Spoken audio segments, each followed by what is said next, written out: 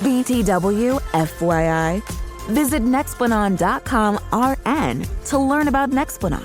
It's an adjustable implant, 68 milligrams radiopaque. Or ask your HCP IRL. Okay, TTYL. Live from New York, the show. It's back in the playoffs. And by show, I just mean me. Yeah, of course he does. The first hour of We First still got Things life. First. Well, I actually Brou, a little bit of life. kind of believe in the Ravens. No, you don't. I do. I kind of do. Brou doesn't believe in the Ravens. John Harbaugh doesn't believe in the Ravens. Lamar doesn't. Lamar doesn't believe in the Ravens. Bro. I mean, it's a bad year. Put me out of my misery, please. Will you, Steelers? Take care of business. Put me out of my misery. First hour, First Things First today. After a good loss, This can't be what we're showing. are the Patriots back on the doorstep of destiny? Look at this. This pass. wasn't a good loss. This was a great win. After a good loss. It was the good loss to Buffalo, and then we took the lessons from that game and brought them down to Baltimore. It was a lot of talk. 7-0 on the road. A lot of talk about that. Meanwhile, comeback Caleb. What did the Bears prove with a win over the Packers? And That's beautiful. is there a chance too many comebacks? Honest question, maybe, but honest question. That right there, is that the play of the year in the NFL? A 50-yard walk-off strike Overtime. in a game Possibly. that puts you in the playoffs. Perfectly thrown. No, because I feel like they would have kicked a field goal regardless. I'm trying to think of what are It's the. windy, it's outdoors. They're not in field goal range But yet. I'm saying it's a cool play, but they were going to march down. Well, then by that definition, his fourth down throw before was bigger. Maybe. Well, I don't know. I think Drake That made a was. step That's on it. arguably. I'm trying to think of all the plays. I mean, but that might be the play That's of the in year. there. Yeah, It's in there. definitely in there. Oh, boy. And finally, Speaking of plays of is the it year. time for the Prince to return to First Things First? He never left. The prodigal son. First things first to return to the Prince. You know what? I'm not going to let you guys ruin this for me. That's exactly right. Wilds, I'm going to tell you, thank you. That's right. Because you gave them motivation because you decided to go heel. Well, after covering the Jaguars for 3 years to no avail What do you and mean? lackluster ratings, we ignored them, and then all of a sudden they got good. And now the show's cooking, so. I put him on the bud list. That's And you put them on the Let's just keep it real.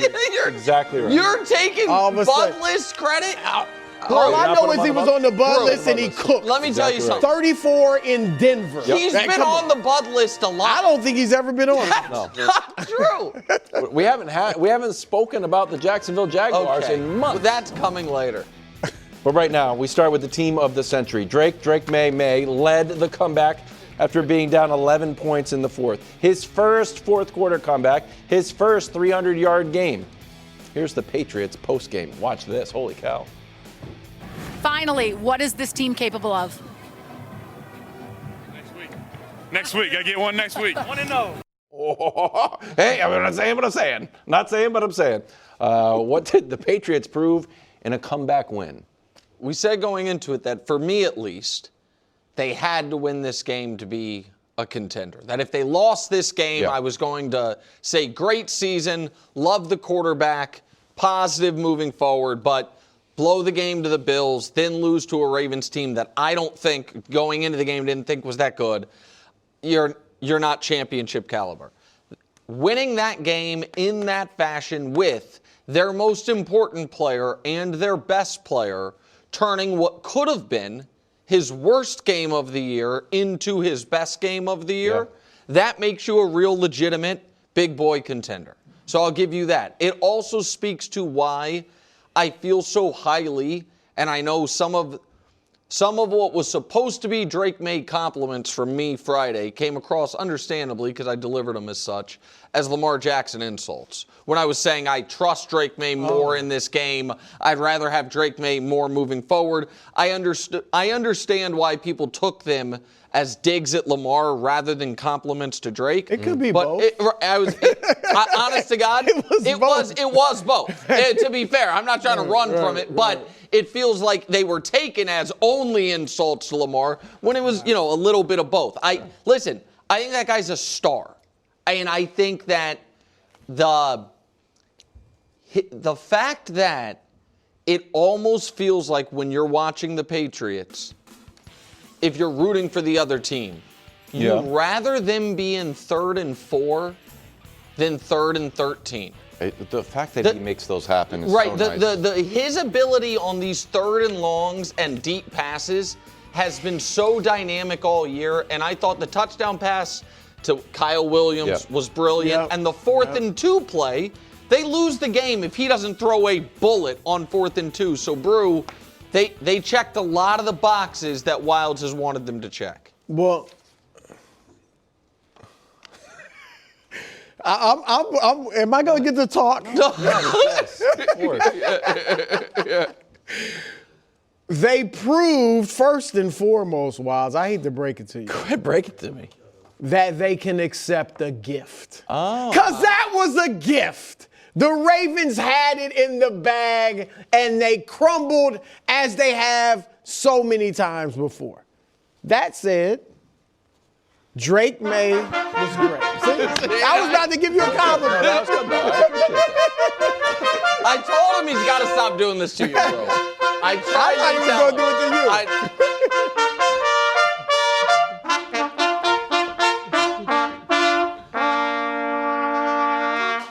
I'll take the compliments now. I'm interested in the compliments. Sorry. Drake Welcome was back. great. Drake is the man. And you ruined Bru's train what of you thought. said was how people felt about Mahomes. Like, the third. Watching him he's got it. He's going to get it. You know what I mean? Yeah. So, look, I got nothing but love to give to the Patriots. Like I said, the Ravens, if it's not, we'll get to them. Yeah, the Ravens found a way to Raven. Yeah, they but found the a way to Patriots lose. had But to, I'll give your boys credit. They could have melted. Again, they were probably thinking about last week. We blew a big lead last week. Now we're losing to a team that's 500. Why don't you think on the road? Do you feel like that came into effect? The fact that they the loss? Not really. Yeah. Do you want to go? Can I say something? If you guys, the reason that I just can't buy this good loss thing is because if you were going to go 1-1 in this stretch, like if you're saying beating the Bills would have meant you would have lost the Ravens game, that would have been better. The Bills game was the critical moment. But go ahead. Drake said it. He was. They learned from being down. I mean, I thought it was going to be two great quarterbacks, but Lamar was out. I thought that he made a leap last night. For an MVP guy, like as good as Stafford is not like making leaps within the season. Right. He's just being normal Stafford. Down 11, he had turned the ball over. It's on prime time. Guys are going down all over the place. Refs made one of the worst calls of all time. He delivered. You're talking about the non-call? Yeah. Marlon Humphrey tackle. Drake last night, Dust, you have this full screen, completes 70% of his passes for 380. Well, he does that all the time. 2 for 2 on touchdowns, turnover, passer rating 100. Here's the other thing, and if this guy was, let's say, challenging in Minnesota, challenging in Buffalo, got hurt in Texas, and then came to New England, everybody thought, you know what? You overpaid for Stephon Diggs. He's over the hill. This dude is unbelievable. Experience is a question mark. He answers it. Leadership, energy. Also, he catches the ball. He made some great catches. Last night, 9 for 10, 138. That 4th and 2 goes for 21 on the final drive. The 4th and 2 was an underrated, I don't know if I can say it's underrated. The game happened last night. It was awesome. Yes. That's the game if he doesn't catch it. And I thought it was going to get tipped. Sorry, go ahead. Keep going. This is a shot. This is highest completion percentage by a quarterback wide receiver duo this century. Breeze, Michael Thomas. Drake made it, Stephon, Goff to Amon-Ra St. Brown. It just feels like, and I asked Josh to look into this, it feels like he catches the ball every time. I agree. So the guy is unbelievable, and he caught a lot of slack for a lot of off-the-field stuff. The fact that he's delivering and is like a real leader on the team is just excellent. He's played great. Drake was phenomenal. But I got to be honest, and I wouldn't be surprised if you agree with me. I didn't think they didn't look that great until the end. It was a great comeback. Yes. The injuries, I chalked it up as injuries. They were missing a lot of guys. And everybody but I don't was, think you're totally wrong. the way, the Ravens ran for 171 yards or something like that. They were gashing them. Great credit for the comeback, but because they still gonna make the playoffs regardless. So for them to fight back like that, it was impressive. But I didn't think they looked great throughout, early for most of the game. I think that's fair. I think that's probably the case with a handful of teams this weekend that we're going to talk about. I know we're going to talk about the Bears soon. The Bears were dead weren't good at all. for 57 minutes. Yeah. And then ended up having the greatest win the franchise has had in more than a decade. I agree with you, Brou. I thought, and this speaks to where Drake is. The reason they didn't look great was because he didn't look great. In my opinion. I thought Drake was playing certainly poorly by his standards, and maybe poorly by just quarterback standards. He threw a pick on the 2-yard line. Well, he threw the pick. He had the fumble as well, right? Yeah. And there were also there were a couple passes over the middle that just bounced, were off target. Yeah, right. And so it just felt like, oh, okay. He's having a rough night, and I don't think the team, while Diggs, I have to own it on Diggs. I didn't know that Diggs would be able to stay healthy, and I thought if he did stay healthy, they had overpaid. He has been somewhere from an A- to an A+ in everything since the season started. And the way they talk about him, in the locker room. But I'm including. I'll give him credit because his attitude in Houston as well. You didn't hear any problems with him being the third receiver. Correct.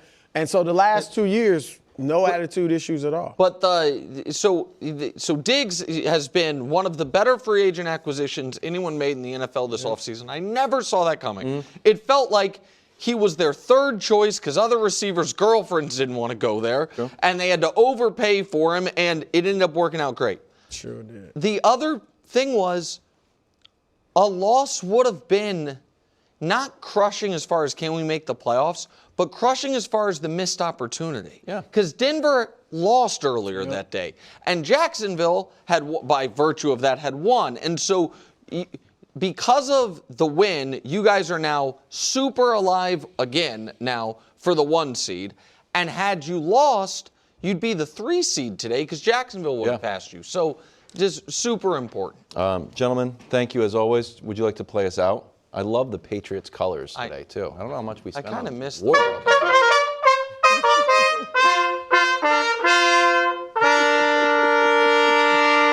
Got it.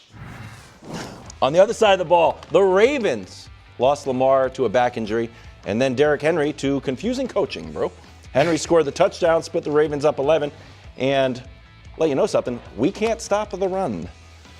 Then was spotted on the broadcast in one of those huge, comfortable coats on the sideline since he didn't play the rest of the game. Here's Harbaugh on that decision. Looking back, would I rather have Derrick starting the drive? Yeah, but Derrick was kind of ready for Keaton to start that drive, and then he was planning on coming in next, so they were working that rotation. You look back on it, I think it's pretty easy to say, hey, he should have been in there or shouldn't have been in there, but we're rotating those guys throughout the game as 2 backs, and. But yeah, game-winning drive. Do I want Derrick Henry on the field? Sure, I do want him on the field. That's just the way it goes. It wasn't his turn. What? Silly me. I thought John Harbaugh was the head coach. Well. I thought as the head coach you had the power to do whatever you wanted with the team.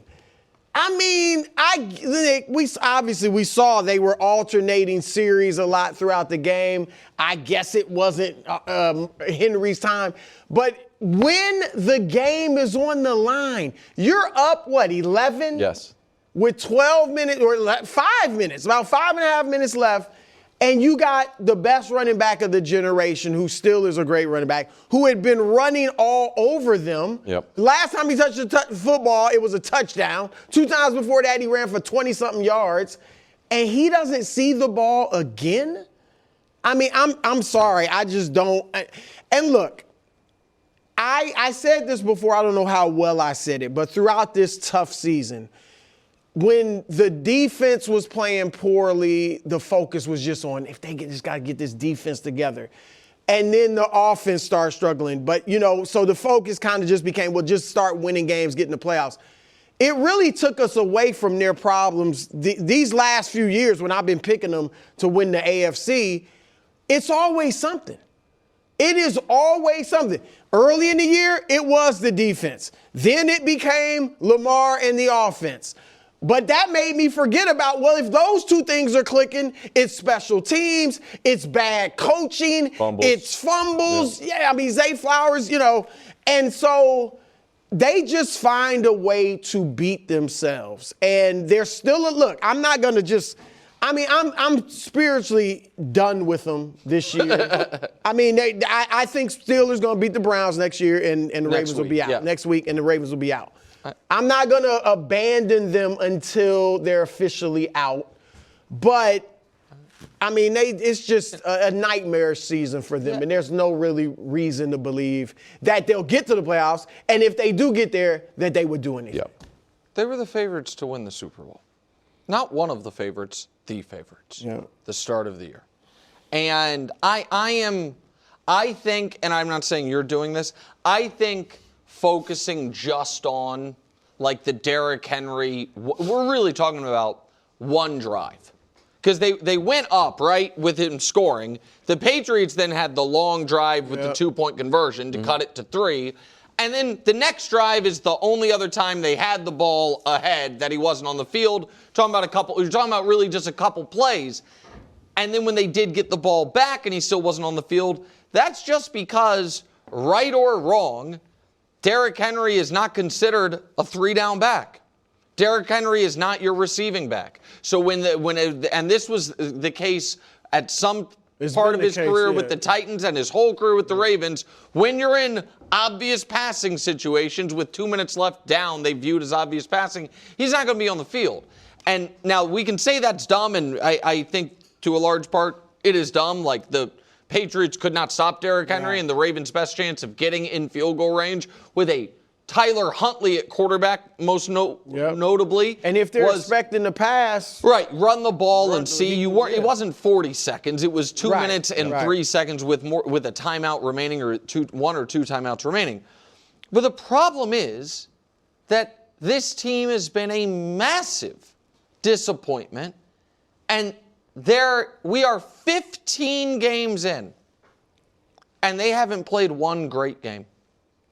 They had probably the one without Lamar. The one against Chicago without somehow. Lamar is the closest example, and the second best one was the one where their offense scored 17 points against Cincinnati a week ago. Like those are the closest things we've had. Right, we've had, and so Lamar's first, so they're 1-6 against winning teams. And this so this has to fall. It's going to fall on the head coach. And it is, if you're a Ravens fan, coming out of the 2020s with 3 seasons of 0 playoff wins and 2 total playoff wins, which when it, to me, appears, you might look at the 2020s as the peak of Lamar, who got hurt again yesterday and they talked about it on the broadcast, and credit to them because I've been trying to bang this point home. Lamar doesn't run anymore. Oh, yeah. And the fact that he is he's banged up now. We'll see what he does the final 2 weeks of the year, but he might end the season without a 20-yard rush. End the season without one. It feels like it's one of the bigger squandered what-if eras in NFL history, because I don't think you are going to get first-team All-Pro level Lamar into his 30s the way that I think the Bills believe you will with Josh Allen, the way I believe the Chiefs will with Patrick Mahomes. Maybe you will, and maybe it's just on Harbaugh. But if Lamar goes from where he's been to really good but not But MVP. why would you – see, I think – first of all, I agree with your synopsis that if he's not the running threat he has been historically, then he's not the same level of quarterback. Sure. But he is a very good passer. Yes, very good. He is a very good passer.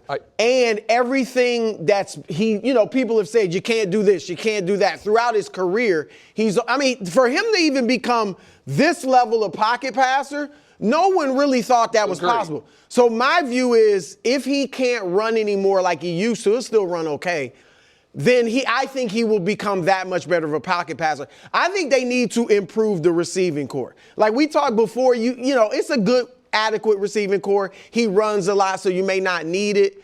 But now, if he's going to be passing most of the time, then they need to upgrade the receiving core.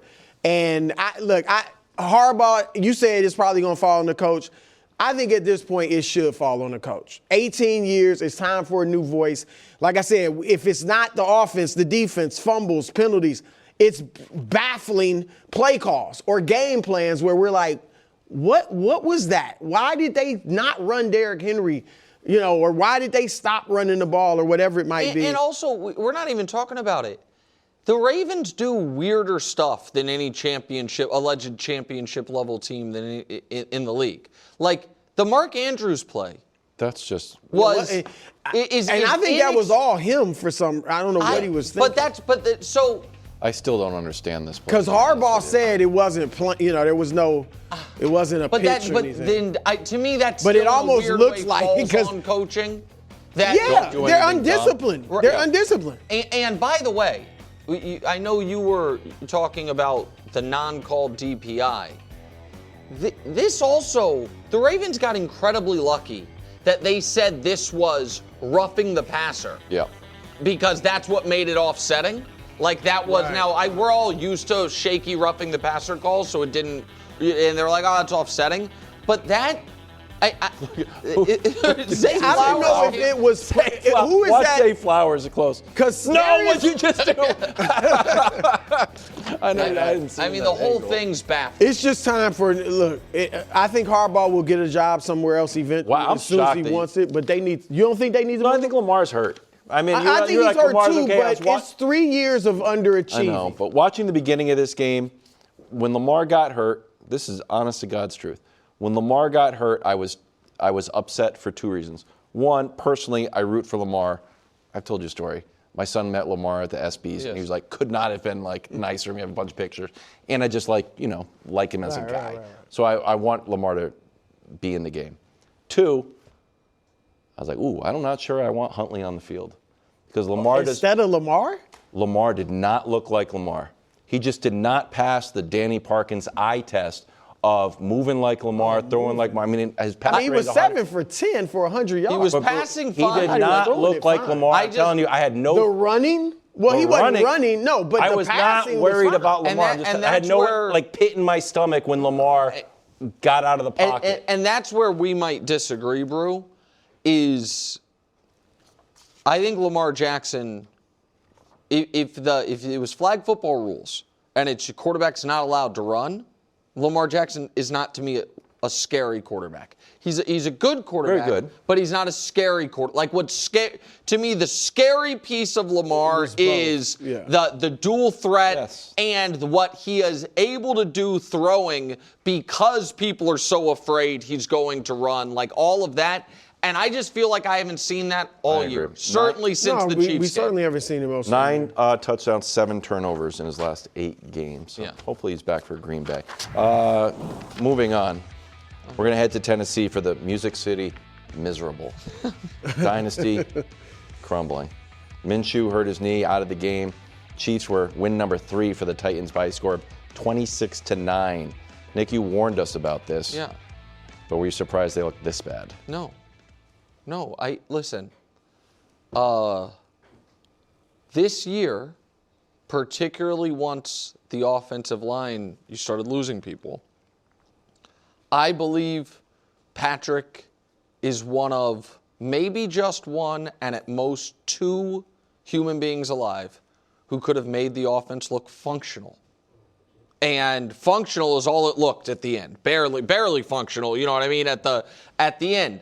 And I said going into this game that this is what I expected, and you guys were like, the Browns and Shador scored 30. Yeah. And I was here to tell you that this team, as presently constituted, given the offensive line injuries, given Rashee Rice being out, and given the fact that you're going from the most talented quarterback ever to live to Gardner Minshew, was not going to be able to. And the emotional letdown. Right, the emotional letdown as well, which I think was a huge piece of it. And then they went from Minshew to Chris Oladukin, who, God bless him, but I mean, he's a practice squad player trying to make his way. Heard of him. And so, well, yeah, I wouldn't have heard of him if it wasn't my team and watching preseason games. And so what I would just hope is this, Brou, that the Chiefs, this was a forced mirror to hold up to the Chiefs, that, you know what, Patrick Mahomes next year is going to be, whenever he comes back off an ACL, and we need to have an offense that can function with as if he were not going to play, which means if you show the running back numbers,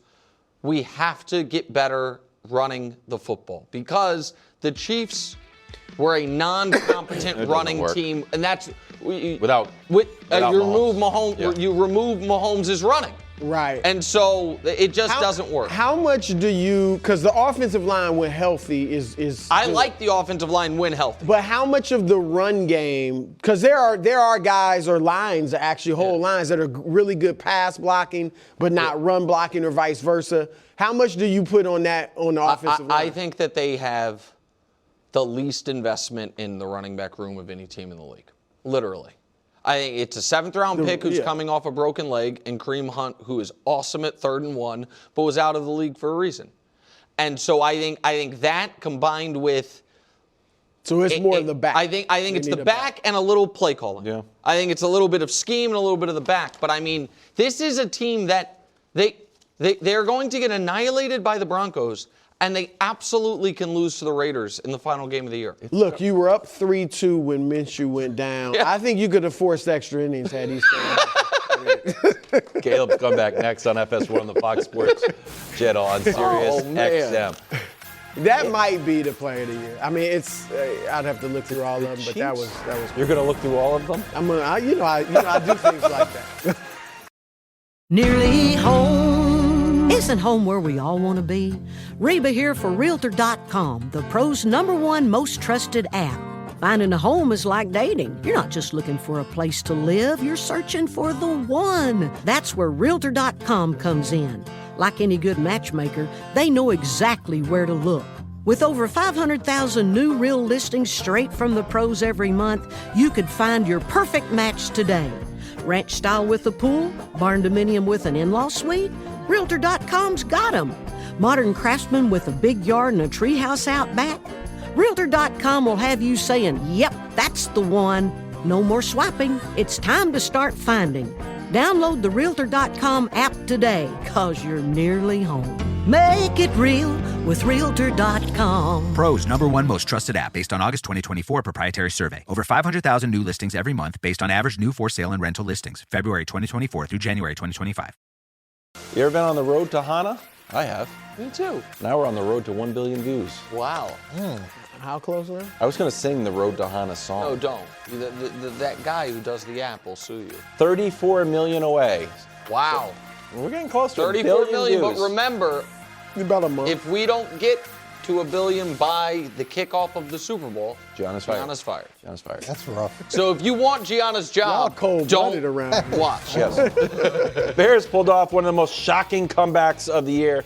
Down 10, 2 minutes to go when they had a field goal, onside kick, Caleb TD in the play of his career to DJ Moore to end the game in overtime. Here's DJ Moore postgame. What does it mean to get this one, DJ? Man, it means a lot. And at the end of the day, it's after Packers always. That's not there right here! That's not there right here! Well done, DJ. Well done. Go and enjoy it. Appreciate it. My boy! Oh, what do you think Caleb proved, Nick? That he has the ability to be the guy that those of us that loved him as a what we considered an actual, decade, once in a decade type of prospect. I'm not going to say generational because that gets overused, but the best prospect that you will see, over the course of 10 years is the level of player I thought he was, that he has that in him.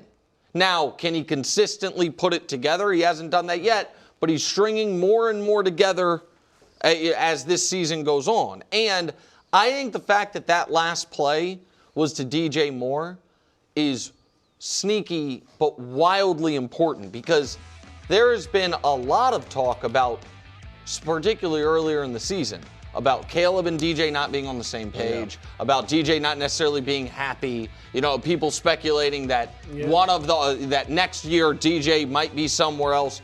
Moments like that can change some things. Oh, yeah. And now it was a little forced because going into the game, Burden's out, Adunze's out.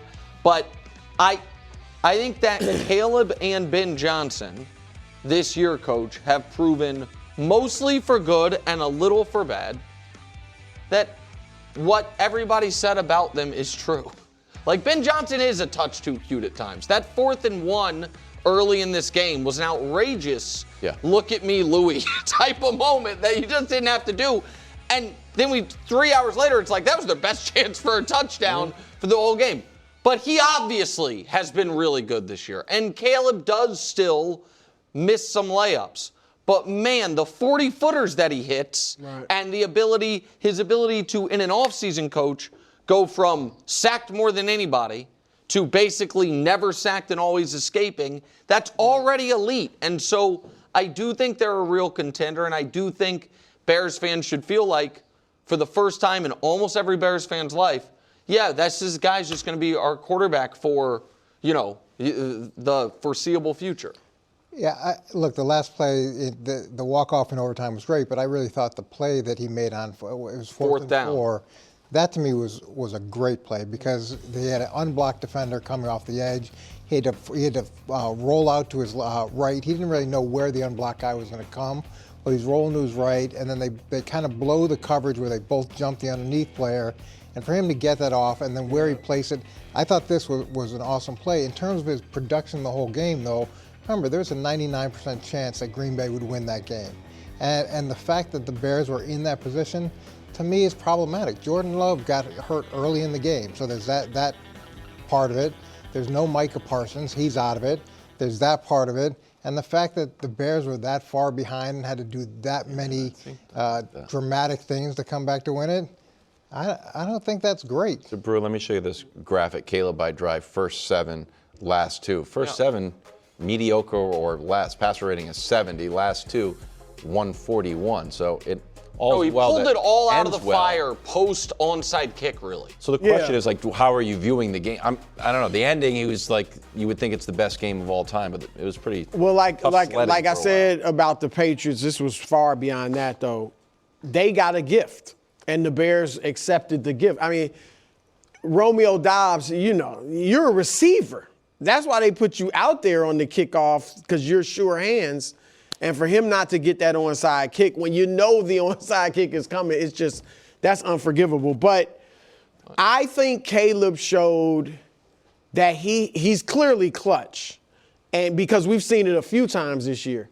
And he has that button that I think every kind of big-time clutch player needs, Coach, where you can turn off the noise, not only the outside noise, because you're right. I mean, we all know the article you're talking about and all the criticism he was getting earlier in the year. There was talk. It made it seem like Ben Johnson didn't even really think he was going to be that good. And so he has to turn that off. Then he has to turn off the noise in his head when he wasn't playing well. He was looking terrible. Like you said, with Malik Willis playing quarterback, Green Bay's winning by double digits. And he had before the last drive of the regulation, he had thrown 5 straight incompletions. So he has to get that out of his head. And I think when he's kind of playing instinctively and not really thinking is when he's at his best. And in those clutch moments or when you're down and your back's against the wall, you can't really be thinking too much. You just have to rely on your instincts. And that's where he seems to excel. So the question for him is going to be, just throughout the game, he still was, 55, 56% completion. So throughout the game, is he going to be able to get that down to go with the big playability? Before we just go to the Packers, I think the point you guys are making is 1,000% correct, which is if not for an actual less than 10% probability event recovering the onside kick, none of the great Caleb moments have a chance to happen. You know what I mean? They just lose to a team that lost their quarterback, and we're like, oh my God, are they going to collapse, right? Because it's the Niners next, and then the Lions, and you'd be legit. They could have been in danger. They could have been. That's what I mean by collapse. Like it. So something Caleb literally had nothing to do with allowed him to then walk through that door and have those moments. But that is an element of pro football, right? Like and he delivered in those moments. And we don't have to answer it right now, but I just like to have the audience do this in their head because I think it's a fun, once a quarter, ask yourself again, hey, that quarterback draft from last year, how would it go right now? I know you're not talking to me. No, I know. I think everyone would agree. Drake would go now. Okay. Drake would go one. Yeah. But that was the case a month ago when we did it.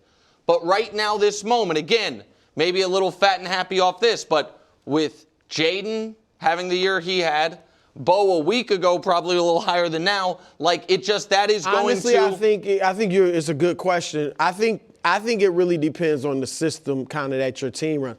If you just run more of a guy being on time and stuff, you might go with Bo Nix. Yeah. But if you want the higher ceiling stuff, I tell you what, these guys are clutch though.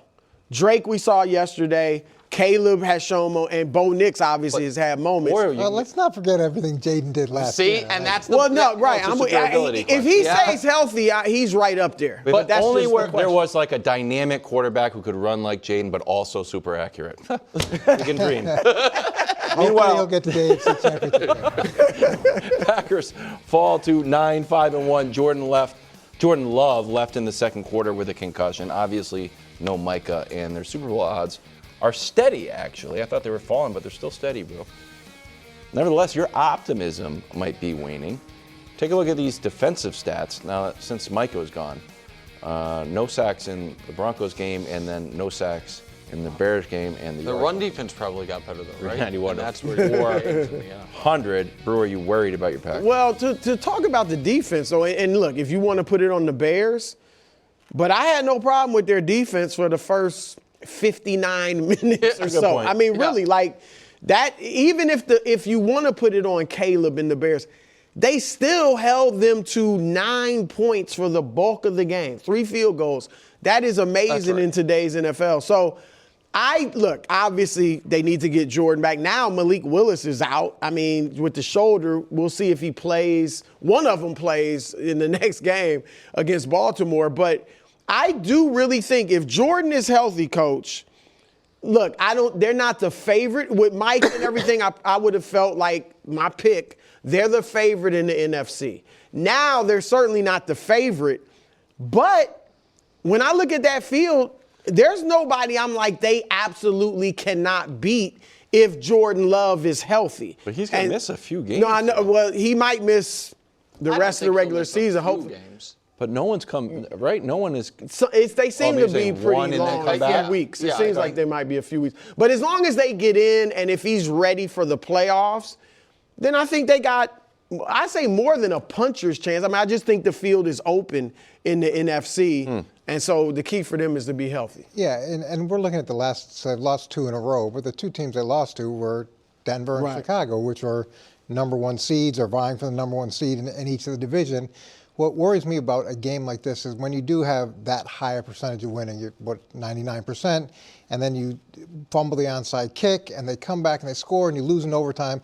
A loss like that can linger. It can really affect confidence because now you're wondering, okay, are we going to be able to rise up in the big moments or not? Now, Jordan Love not being there helps that to some degree because, it was with Malik. We get him back, yeah. But now we fast forward to a short week, so they play on Saturday. They have the Ravens.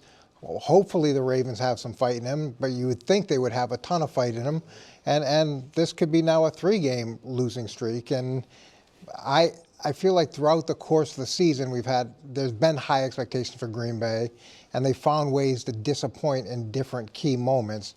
So I don't know going into the playoffs if this is the type of momentum you want to be riding into the playoffs with. So I agree with you. I want to say one positive thing about the Packers first.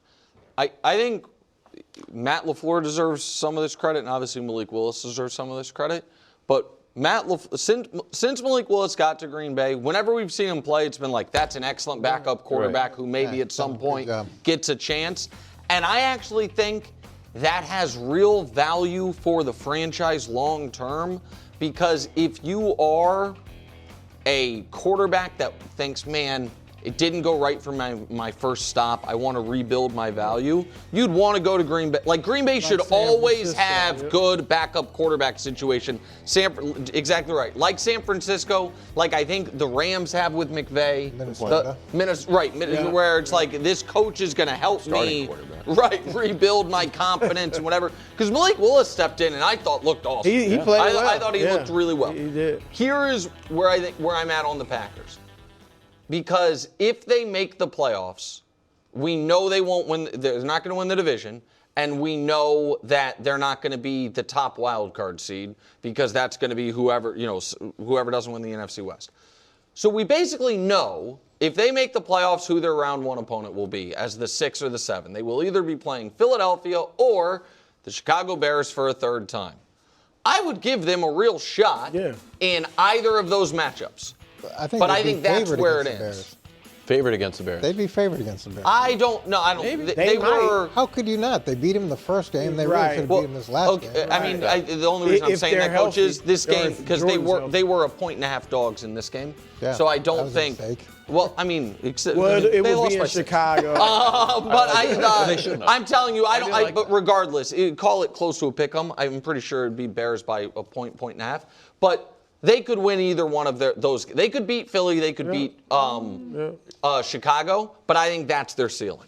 I think right now, without Micah with the injuries, their ceiling is the divisional round of the playoffs, which has been their ceiling for a few years now. We're actually Matt LaFleur's whole tenure. Quickly, before we go, we're going to introduce something new on the show. Spot bonuses from Nick's wallet for whoever wrote not good enough. So congratulations. Come on down to the studio. Nick will give you $50. Ian did it. Ian, $50. It'd have been a lot more, Ian, if Baker had come through for me this week.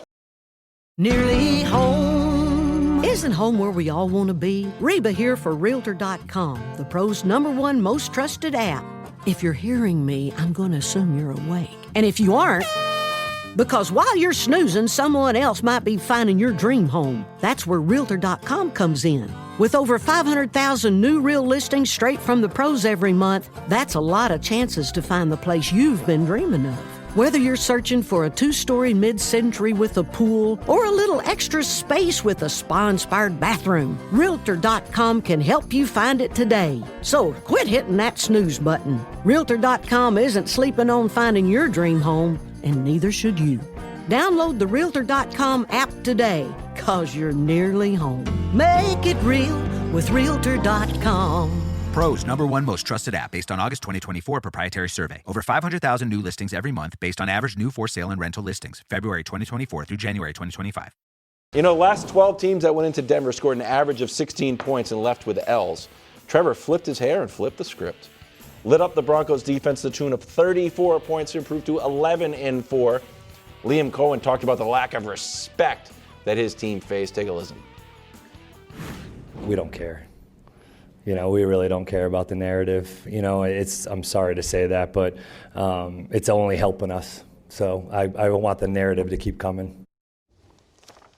Before we start, this is the holiday season, and you have famously given us lots of gifts, and I think Brou and I gave you a gift certificate to Chili's one day. And Gucci loafers and all sorts of stuff.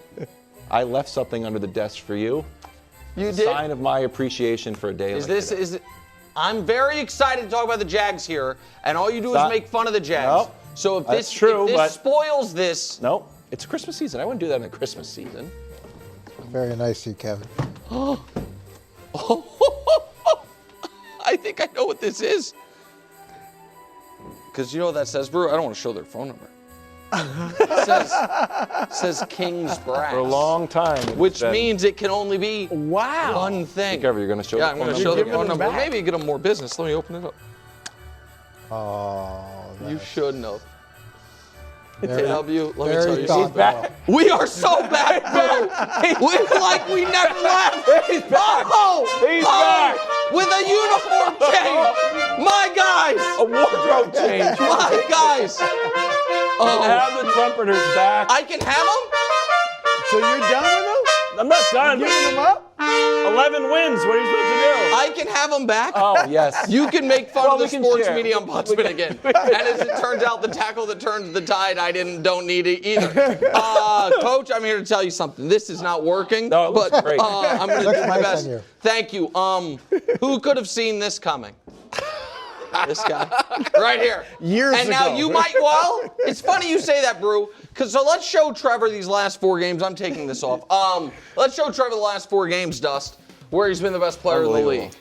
And it's like, no, this is an aberration. We've never seen anything like this from him. Or have we?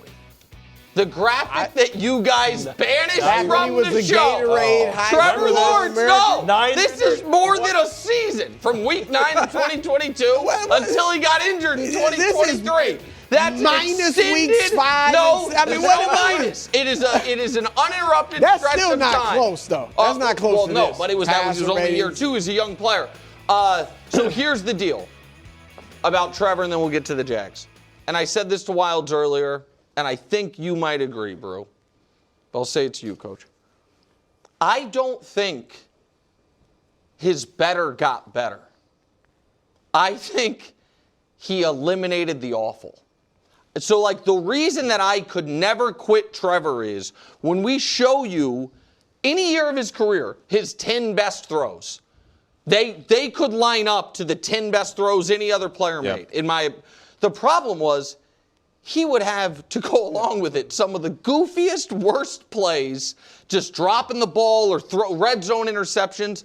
And what he has done the second half of this year is keep the high-level stuff, eliminate the awful stuff. The team has rallied around the hate from the national media, most notably Kevin Wildes, and they are a real threat. With the quarterback playing like this and a defense that is as opportunistic as that one, they are a real threat. He sounds a lot like Caleb. And it's so funny that it's so funny that Nick's talking about this because I just thought of what a terrible trade Nick made earlier in the season when he originally traded away the Trumpeteers. Yeah. And now that was so kind of you, Kevin, in this holiday season to give those Trumpeteers back to him. Yeah. And you have to take Jacksonville seriously. And I do, to your point, the huge mistakes seem to be being drawn back in. And even collectively as a team, I kept waiting during that game for Jacksonville to do a Jacksonville type thing. And especially against Denver, in Denver, who's historically been able to come back late. They're so tough deep. All the things that we know about Denver. And then Jacksonville was able to rise up. And this is, again, without Travis Hunter, where I wonder how much of an impact he could have made in this moment and in this run. But I'm really impressed by the way that he's been able to not recover, but just get back to the quarterback that I think a lot of, especially you, thought he could be. No, they're legit. Like they could get to the Super Bowl. Wow! You know, I'm not saying that whether I'll pick them or not. You know, if the Ravens, they can. What a moment! And here's why. Look at the quarterbacks in the field. Aaron Rodgers is old. Yeah. Obviously, you got Josh Allen, but everybody else, Bo Nix, I'm taking him over Bo Nix. Bo Nix. Yeah. Drake, even at You're not this. taking him over Drake. If he's going to play like this, because You're not taking him over he's Drake, somewhat proved. No, for this playoff run. You're right, taking the way Trevor Lawrence over I'm not Drake? saying I would take him like if I was starting a team, but for Drake, we don't know how he's going to respond to his first playoff. Okay, we'll see. We do know how Trevor's going to play. Trevor has experience, though. Okay, that's experience. Trevor's had one bad Even half. if he was bad. He's played 4 halves. He's had 1 bad half. He was. How bad was that half? No, it was a horrible half. It was awful. I'm not- But the that's first the half playoff was experience. That's playoff experience. I guess so, I mean, sure. CJ has not. I mean, this weekend the Raiders gave him trouble because CJ struggled. Like, if you look at the field, other than Josh Allen, you could argue you would take him over anybody when you talk about experience. And then the defense is second in the league in takeaways. They got a run game with Etienne. Look, they are very live. What are you gonna They say, could win the KW? AFC. Look, This game was televised. I thought they're not just on the BBC. It was on national television. Doing that against the Broncos, very impressive. We ran this type of graphic saying every QB that went into Denver just straight up lost, and it wasn't close. So you're 0-2. Trevor wins by 14. Total yards, 226. Trevor was at 300. The 12 previous quarterbacks had 13 total touchdowns, and Trevor had 4. Passer rating below 70. Trevor's at 115. And you jumped on me for saying... No, I thought it was, look, you light up the Jets, who I think had given up. I thought it was like, pump the brakes. You go into Denver and do that, I have to respect. Play us off, fellas. We are so bad. It's arguably the best win any team's had in the league this year. Going to Denver in that setting, it's as good as any win. Fellas, you got it. We are so bad. Wow. We are so bad. That was nice of you guys. There you go. We do a lot of Jag stuff on this show. BTW, FYI. Visit Nexplanon.com RN to learn about Nexplanon. It's an adjustable implant, 68 milligrams radio pain. Or ask your HCP IRL. Okay, TTYL. Live from New York is discussing Anthony Joshua, Jake Paul. Where did you land on Jake Paul's performance? Were you impressed? He's got heart. No, I mean, that ring, coach, I never seen a ring that big. But it was smart. He ran around, and then he got tired and had to fight, and that's when it ended. But he's got heart, man. I will give him. No jaw left. Give him, listen, I can't root for the guy, and I respect the fact that he got in there and took the beating, but the tongue out stuff he was doing during the fight, it's just. I mean, to be fair, he was getting punched in the face. I understand. I'm not myself if I get a little. He had the antics of Ali without the skill. He's just a bit of a. He's a clown, but he won us some money. No. It was a fun thing to watch. I enjoyed it, and I give him some credit. Yeah. Shout out to Netflix. They continue. I'm just glad Joshua floored it. Yeah. If that had gone the distance. It'd have been Also, Anthony Joshua say he wanted to punish him slow. before he knocked him out? I thought that's what he said. Yeah. Take his heart. And take his heart, right? Yeah. I like it. Second hour, first things for today. Look at this read. Have we come to the end of the road? It's Brou giving up on the Ravens. Meanwhile, the final grade is in for the Cowboys. Season over, class is dismissed. But right now, we're going back to Baltimore. Ravens are now under 500. Patriots beat up on another tomato can. Lamar left the game with a back injury. Derrick Henry had 128 and 2 TDs, but barely played in the fourth. Here's Jim Harbaugh, or maybe Jim. Didn't do enough to win the game. Didn't do the winning things that we needed to do to win the game. Made plays, but not enough, and made some mistakes that cost us. You got to protect the football. We all got to protect the football. That's a lesson that has to be understood. If you want to play winning football, it's been that way. It's been that way for a long time in football. It's been that way for a long time here, and we have not done a good enough job of that on offense this year. Brou, are you ready to write off your Ravens? Well, yes. But I will not officially abandon them until they are eliminated. So I will say this. If somehow, some way, Coach, Cleveland beats Pittsburgh, and maybe with Green Bay being so banged up, if Jordan Love doesn't play, heck, Malik Willis might not play. They might be down to their third quarterback, Clayton something. I don't even know his name. It's not Sean Clifford? I don't know. It's Clayton something. But actually, Josh Jacobs and Jaden Reed are like their emergency quarterbacks. Yeah. So if Josh Jacobs is behind center, I feel all right about the Ravens' chance. But if somehow, Nick, that game, Week 18, becomes like legit for the playoffs, I will back my Ravens and see what they can do. But for all intents and purposes, they are done, and I'm actually looking forward to being put out of my misery. Yikes, because bro. it is exhausting rooting for the Ravens because, Coach, like I said, I got so caught up in, just get the defense together or just start winning games so you can get back in the playoff race that I kind of lost sight of the problems every year or the last 3 or 4 years where they will find a way to lose a big game. And last night they found a way. You're up 11. Remember, now under Harbaugh, they've tied the record for most blown double-digit leads in the fourth quarter in a 4-year stretch. Oh, I didn't even think about that. Yeah, I mean, but that's the thing. All the other problems made us forget their history of blowing fourth quarter leads and all of that stuff. And I just, Coach, I just think I don't like saying coaches should get fired or whatever, but I just think it's time for a change. John Harbaugh's been there 18 years. If Andy Reid can get fired, if Tom Landry can get fired, if Bill Belichick can essentially get fired, then I'm sorry, John Harbaugh can get fired. They just need a new voice. I think they need something fresh in that building, and it's time. Yeah, here's where I really struggled yesterday is they're running the ball. I knew it. As I was saying. I knew it. God, I knew it. For 128, 7.1 yard average and 2 touchdowns. And he doesn't touch the ball for the last 12 minutes of the game. And then when they talk about it afterwards, like, oh, yeah, I would have liked him to be in the game, but he wasn't in the game. So there's that component of it.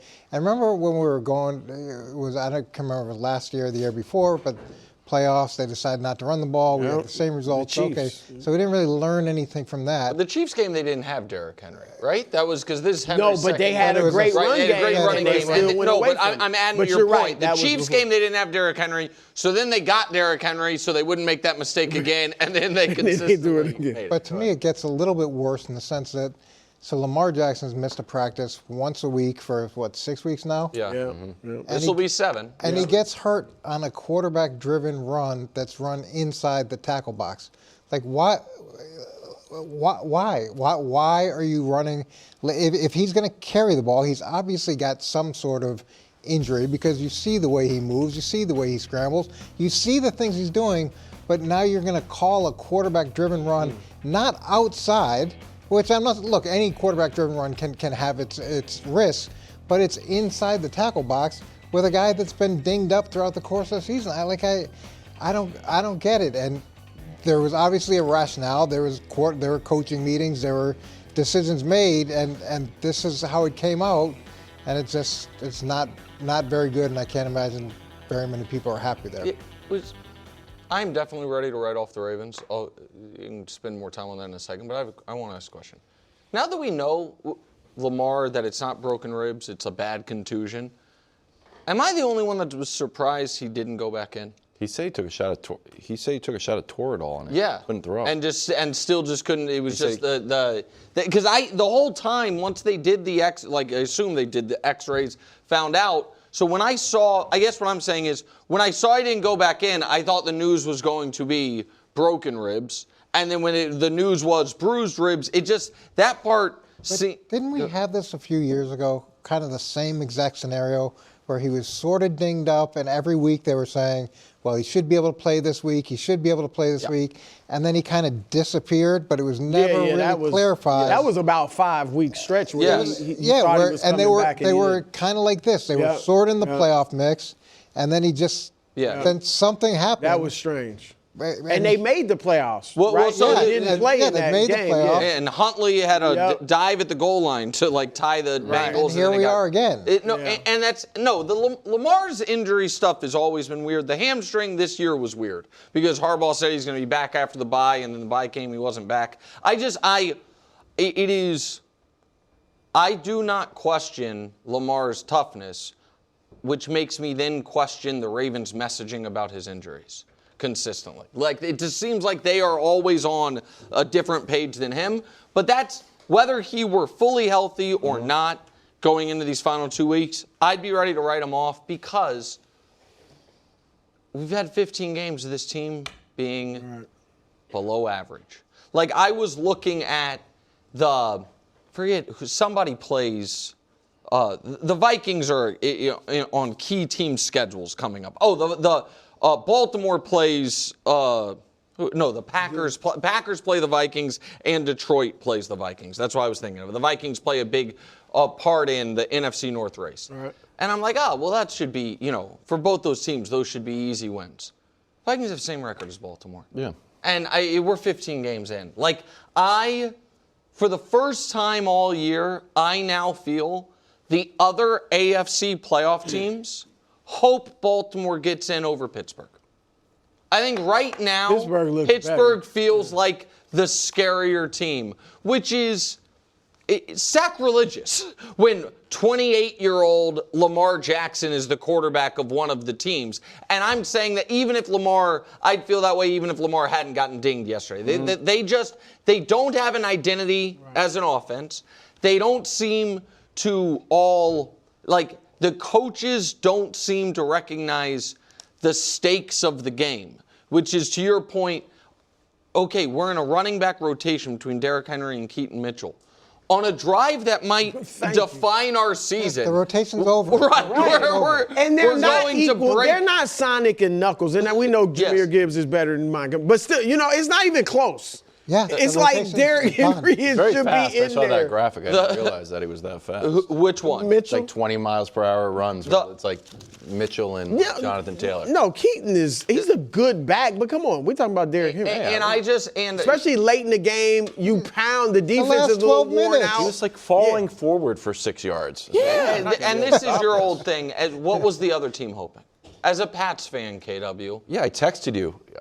Wiles thought Derrick Henry might have been in trouble. No, I saw him. He had his coat on. Lamar was out of the game. Lamar was ruled out. Yeah. He had the coat on, no helmet. Derrick Henry was right next to him. Coat on, no helmet. I said, did he get I might have gone injury? Wildcat at that point. I'm like, what's going on? One guy's out for the game, and one guy, I'm like, oh, is there something happening here? But that's unbelievable. It's odd coaching. You get a lead so you can run the ball and work the clock. Brou, do you agree, and then we can move on, if the goal is to win a Super Bowl with Lamar, which obviously it is, if you knew if they win the division, they're going to keep Harbaugh, do you think it's better for them to miss the playoffs? Because I do. And I don't think Harbaugh's like the biggest problem, but I just think at this point, the combos, you need to switch something up. I definitely feel like they need a coaching change, no question about it. But if they could win this division, and you're right, they haven't looked good all year.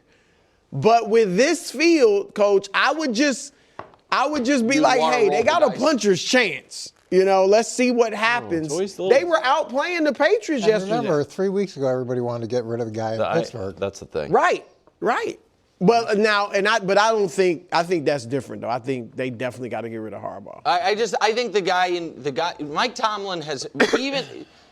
Maybe this has been part of his own doing, but he has had an excuse of not having had a quarterback. Right. Baltimore's had the opposite. Yeah. They've had a guy who's, since he's been in the league, has been first-team All-Pro quarterback more than any other quarterback in the league, and so it just feels different. Drake May on the other side of the ball. It's pretty good. Goes for 400 total yards, leads an 11-point fourth-quarter comeback, avoids back-to-back losses for the first time this year, clinches a spot in the playoffs for the Patriots. Here he is post-game. It was kind of a wake-up call last week. We got a chance to win the game with the game-winning drive, and this week it was like, man, let's not have that same feeling 2 weeks in a row. And I felt like that, and it was kind of elephant in the room, kind of going out there and that last once the defense got the ball back, and like I said, it's just trust and belief, and I like our chances when we're in those scenarios. I like our chances. Thank you. That's exactly what I said. One fourth-quarter drive that didn't work, one fourth-quarter drive that did work. It's called learning. Should be a lifetime learner. You know what I say? Lifetime learner. That's what you say? Yeah, I say it all the time. Coach, do you think Drake May made a leap yesterday? I thought he made a couple of nice plays. I didn't really see it as a leap. I mean, he low-key Drake May realist. Okay, get on board. Hold on, he did throw an interception in the red zone. That wasn't great. 3 points, right? So there's that. He did get strip sacked in the red zone, which then cost him another 3 points. Learning moments. He was playing the Ravens, which seemed determined to figure out a way to give that game away. That's true. And they do have a history of double-digit collapses, so it's not like this was a team that hadn't done that historically. So there were a lot of moments in that game where I thought his throws were high and the receivers went up and made some great catches. They were behind him. Receivers went up and made some great catches. Now, I do give him a ton of credit. He's working behind a total makeshift offensive line and finding ways to not be sacked more than he is. And look, he's young. He's learning. These moments keep getting bigger and bigger. They responded to that moment again yesterday, however it came out. Although, there were a lot of times during the course of that game where I thought he doesn't really have his fastball today. I don't think he took a leap. I think it was obviously probably his best, one of his best games. Obviously, yardage. It was the first time he threw almost 400 yards. But he just gained maturity, and he gained through playing through the adversity. Because they haven't faced a ton of adversity this year. So facing a good team, certainly a historically good team in the last few years, I think winning on the road there when that team needed it for the playoffs and being down and facing that adversity, I think this is all good for him. It's all stuff you pour into him that will make him better. But I think he's played well all year. I don't think he took any type of leap where, oh, wow, now he's arrived. I think he has been showing that all year. Here's where I do think he took a leap. I think this was potentially his first real bout of adversity for in games that count. Like last year, there's plenty of adversity, but none of the games matter. Yeah. I know that sounds bad, but he was a rookie. They were a rebuilding team. Yeah. The fact that they had blown the lead against Buffalo, they were getting beat by Baltimore, they are on the road, they have he is not playing well, because I think to your point, through 2.5 quarters, he was on pace for the worst game of his season. And then to rally the way he did with clutch play after clutch play, 3rd and long conversions, the non-called DPI was a great pass. So the non-called, this was just kind of like a Steph Curry moment. Dusty, if you can run the non-called DPI, again, I am not. That was just beautiful. Yeah. I am not the quarterback of the Patriots for a few reasons. Mostly just I don't have the bulk, but otherwise I have I like to think I have the intangibles. If this play happened to me, I would be lost for the game. This is the game. This is a third. It's 3:10 left in the fourth, down 3. And we're down. So I would feel like we were just robbed of the game-winning play that would have put us at the 6-yard line. And the guy is stoic to the point where after the game, Stephon Diggs was like, I tried to get him pumped up, but he's even keel.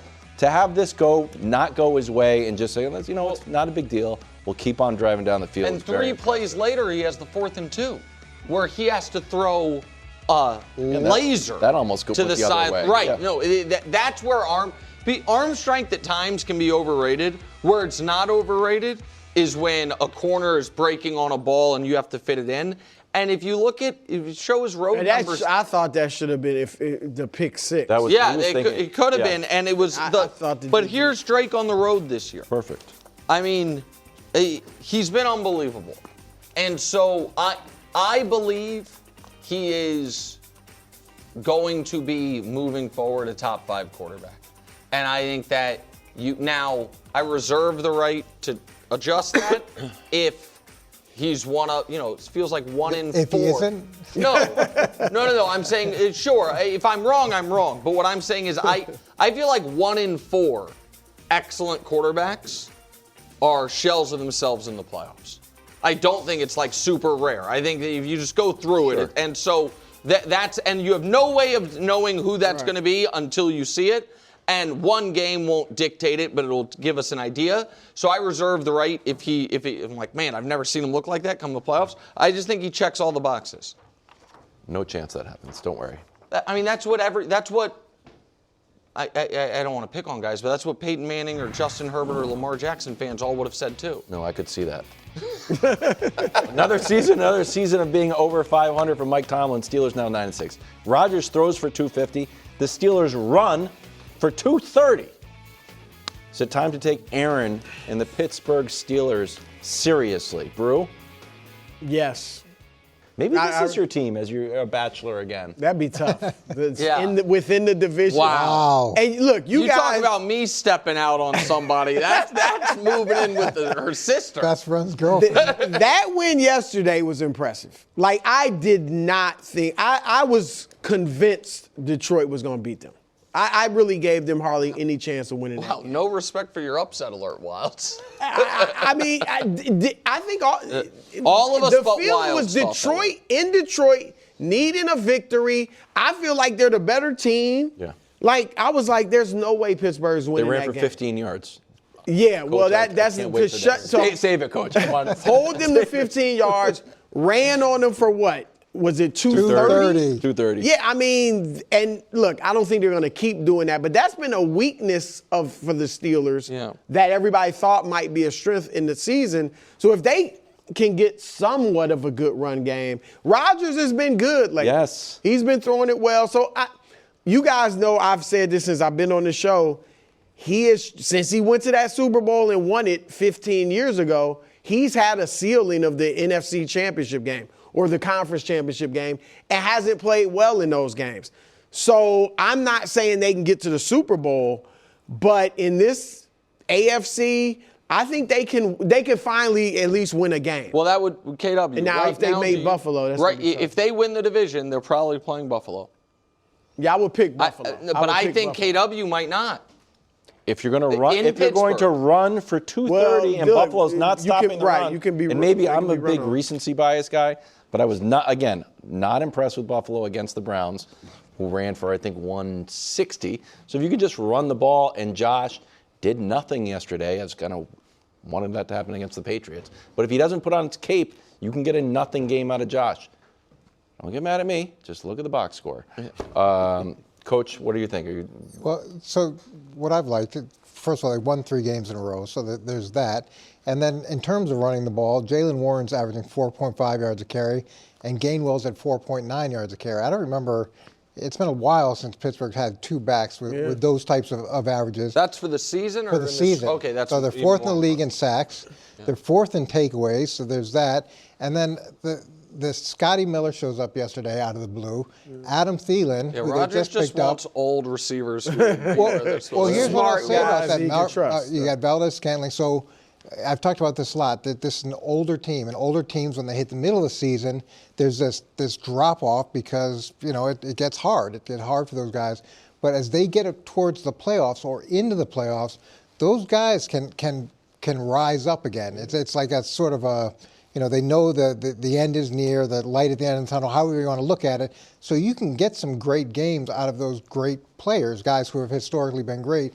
So the fact that they've got Thielen, Scantling and he have that connection, Scotty Miller showing up out of the blue, like there's some depth to the receiving core that wasn't there that could actually really benefit them moving forward. Listen, I think they're going to get, if it is Buffalo, I think they're going to get absolutely clocked in round 1. However, in their building? In their building. I mean, the Steelers have, the Steelers in the playoffs have not breaking news here, not only have they not won a game, they have gotten beat by double digits more often than it's been a close game. I think they've been down by 21. In almost all of the games, in 6 of 7 or something. With that said, I have to be fair to this. If this last month from Rodgers is the level he's going to be able to play at the rest of the year, this is what it is. He was fine the first 11 games. He's been excellent, and look at the yardage jump. Yeah, that's 60 more yards a game, and the yards per pass from below league average to right above league average. And this was after his worst game. Correct. And here's the other part that I think is critically important for this team. If they beat Cleveland, they get a bye. Week 18, they can rest them. They're an old team. They can rest everybody. If they beat Cleveland, Week 18 is meaningless, and Aaron knows it. Aaron said after the game, we're going to go turn on Sunday Night Football and root for the Patriots. He knew that if the Steelers won out, it doesn't matter what the Ravens do. They didn't need the Ravens to lose. They only needed the Ravens to lose if they want to have Week 18 off, and they're now positioned where they can by beating Cleveland. That would give them a legitimate boost. little bit nervous. You ever play basketball, Brou? And you're like, oh, I'm going to sit this one out, and then you try to play the next one? No go. Yeah, that's true. At that age, you're right. This one's more digital. That's cool. It's actually, what are those things called? I've been messing with some Barcode? new technology. Right? Yeah, QR codes. Yeah. That's good. New technology. Oh, that's cool. Yeah. More great football coming your way. The Trust and Will Holiday Bowl, Arizona SMU. January 2nd, 2026. It's next year, but still, mark it down in your calendars. 7:30 Eastern, only on Fox. Oh, look at that, they're moving. I didn't know that. I thought it was still a photo. New technology. The Cowboys get gashed yet again. They lose 34-17, 6-8-1 on the year. Mathematically eliminated once the Eagles won before the game. Here's Jerry Jones. From what we expected, what we thought, absolutely, we did. We all underachieved, really, and the fact we're not in the playoffs says that for you.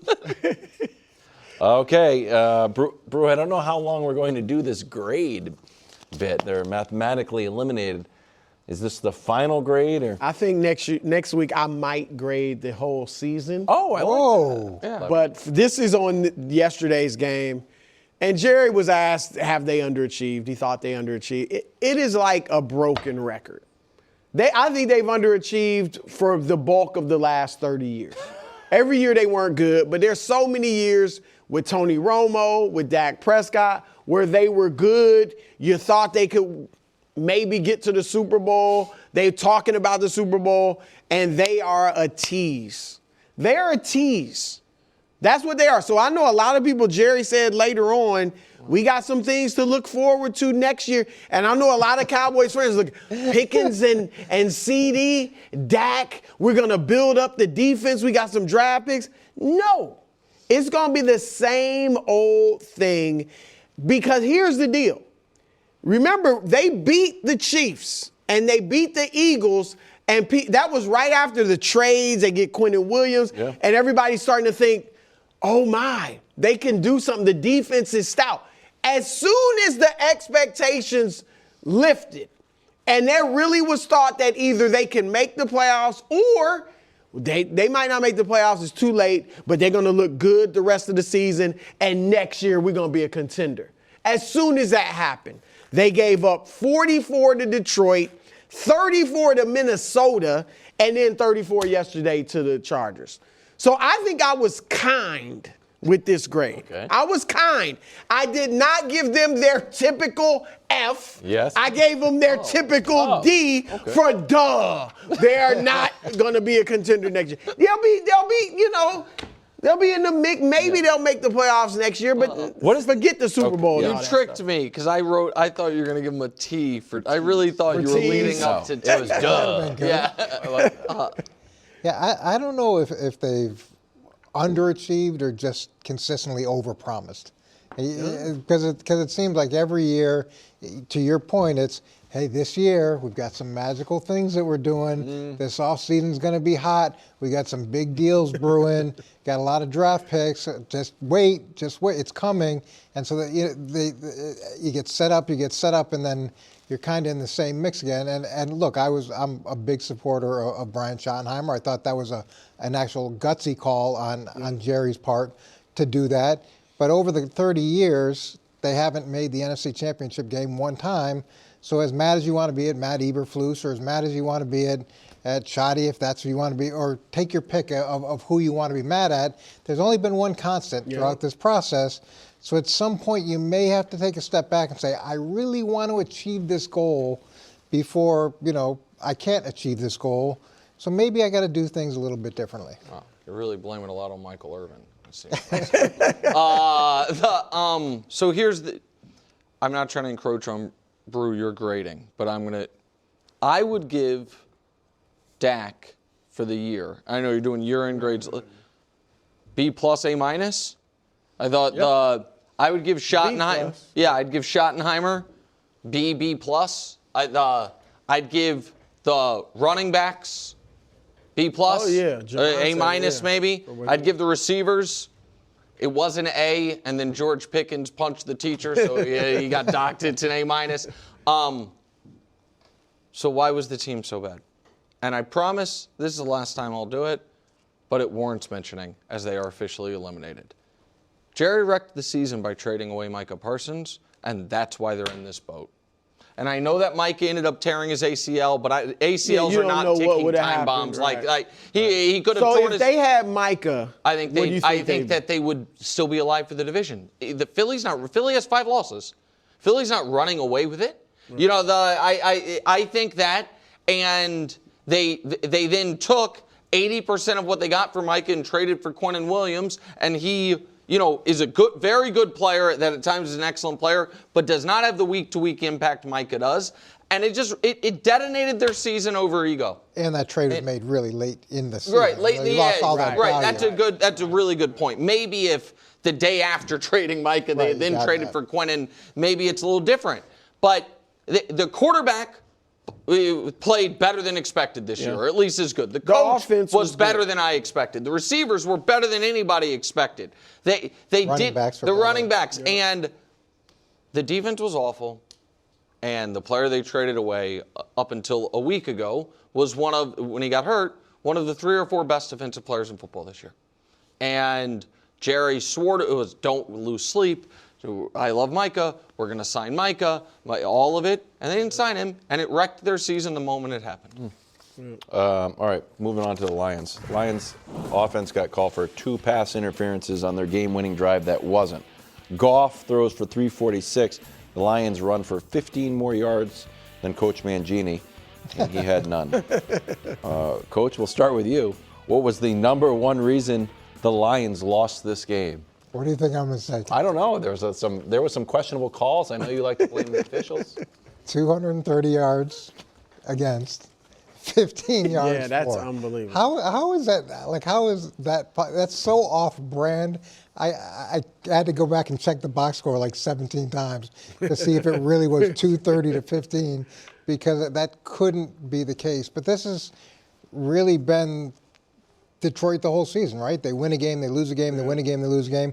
This is the first time they actually lost 2 games in a row since 23? 2.5 years. Yeah, 2.5 years. So, and as much as we think that losing 2 coordinators, you can overcome that because Philly did such a good job with it last year, it's been a real problem for Detroit. And they had to make the move, or he felt like he had to make the move with the offense coordinator, Johnny Morton, in the middle of the season. That I'm sure took a lot of his attention away from coaching the whole team. So it's just been the inconsistency of Detroit, and then culminating in yesterday of absolutely not Detroit Lions football in the most fundamental way possible. They should have lost. They deserve to lose. Well, and there was an OPI before the one we just showed from the 1-yard line. You can't, to Coach's point, you can't be the bite the kneecaps team if we're against go back to the Chiefs game when they were at the 1-yard line and they threw a pass to Jared Goff and they had the illegal formation. Remember? Guys, you have a timeout. It's 1st and goal. A touchdown wins you the game. Punch it in.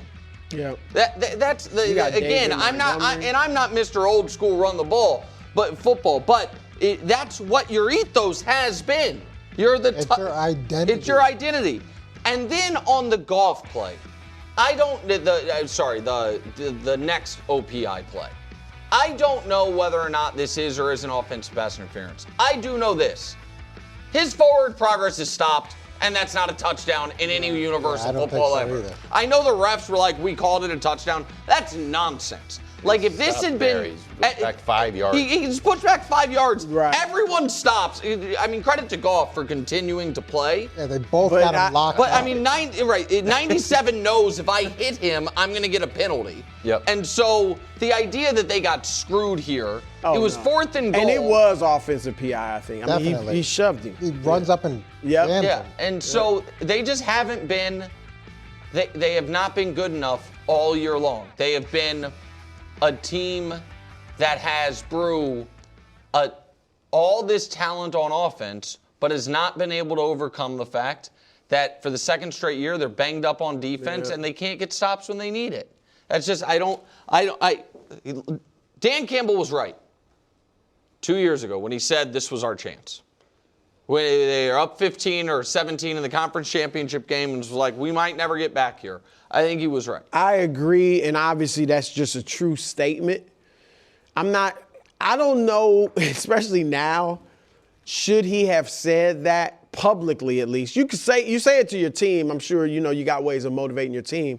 But now that has almost become like a mantra about this team. Like everybody's asking, is the window closed? Is the window closed? And they go back to that statement. I think he was totally right. But I just wonder now, is that in the players' minds? Because Coach said this is turning out to be true so far. I just wonder if that may have backfired on him. I don't think the players look back that far. I think that, 2 years ago is a long time. But do you worry, though? Outgained by 220 yards. Well, yeah, that's the reason they lost. Do you worry, Coach? Because they can't bring Johnny Morton back now, right? You can't kind of demote him within the year. The reason I ask is they're going to have another new OC. And also it's not going to be – I thought they kept Johnny Morton because it's like we love the offense we're running. We love the Ben Johnson system. And they did lead the league in points. Up until and it's the offense has not been the problem. My worry is Goff now next year going to have a new offensive coordinator when this system has gotten the best out of him? I would be worried about that. They could probably bring him back. Oh, okay. Maybe they got to fix their defense. That's really the Bills squeak by the Browns. And I have a great take on this. Great take. Tonight, right here on FS1, Missouri taking on number 18 Illinois in downtown St. Louis. Dusty told me Murphy Lee is going to be there. All tips off at 8 p.m. Eastern, right here on FS1. We're headed to Cleveland right now. Buffalo squeaked past the Browns 23-20. Josh had an injury scare. I couldn't believe that. But came back in the game. James Cook had 2 touchdowns, 117 on the ground. Josh completed 12 passes, no TDs. His brief MVP push ended. Thank you. Yeah. Shedeur at times looked great. Other times, no. Brou, what was your number one takeaway from this game? My takeaway was Shedeur. I think he's done enough where the Browns should feel like going into next season, he'll be in the mix. We'll give him a chance. But does that not that he? So what I would do is I would try to bring in like a Jacoby Brissett. So they're not going to draft that guy. I mean, unless you absolutely love one of these guys, which I don't necessarily see that guy in this draft. I don't know. If you love somebody, then sure, you got to take Josh, him. what do they have? But just to take a quarterback. Right now, top 5 pick. I don't think you just draft a quarterback just to draft a quarterback because he's the best one this year. Because there are years where a guy doesn't. Now, again, if Stefanski or whoever is in charge loves Fernando, Mendoza or whoever it is, then I guess you got to take him. But outside of that, if they don't, I would say bring in a Jameis Winston, a Jacoby Brissett to battle with not like a Daniel Jones type, because Jones would beat him out most likely, but like somebody that if he beats him out, he beats out Shedeur. But a guy that you can start if Shadeur's not good. I think he's shown enough, because obviously yesterday his passer rating's low because of the 2 picks. The first pick wasn't really his fault. It was a little behind the guy, but that's catchable. The second pick was his fault. I just think the way he kind of managed the game, he obviously can make big throws and throw it downfield. I think he's shown enough, Coach, where you might think maybe he can become our guy. Wow. We're not certain yet, but we'll bring in another older guy that can kind of battle with him. Again, look, if they love a guy, draft him. I just don't see that guy in this draft. Yeah, it's hard because expectations were pretty low for him coming in, and then say what you want to say about Dillon Gabriel, but he didn't set the bar very high either. So now he comes in, he throws a couple picks, his quarterback rating's low, they lose a game, it's kind of close to Buffalo. You're thinking, well, Buffalo's a good team, a playoff team. My takeaway was Buffalo had this game sandwiched between a really emotional win against New England and they're about to play Philly. And then in between, they have Cleveland, so they're kind of taking the day off, figuring that Cleveland's going to lay down. And this is what I thought was going to happen, with Green Bay, but it kind of translated into Buffalo.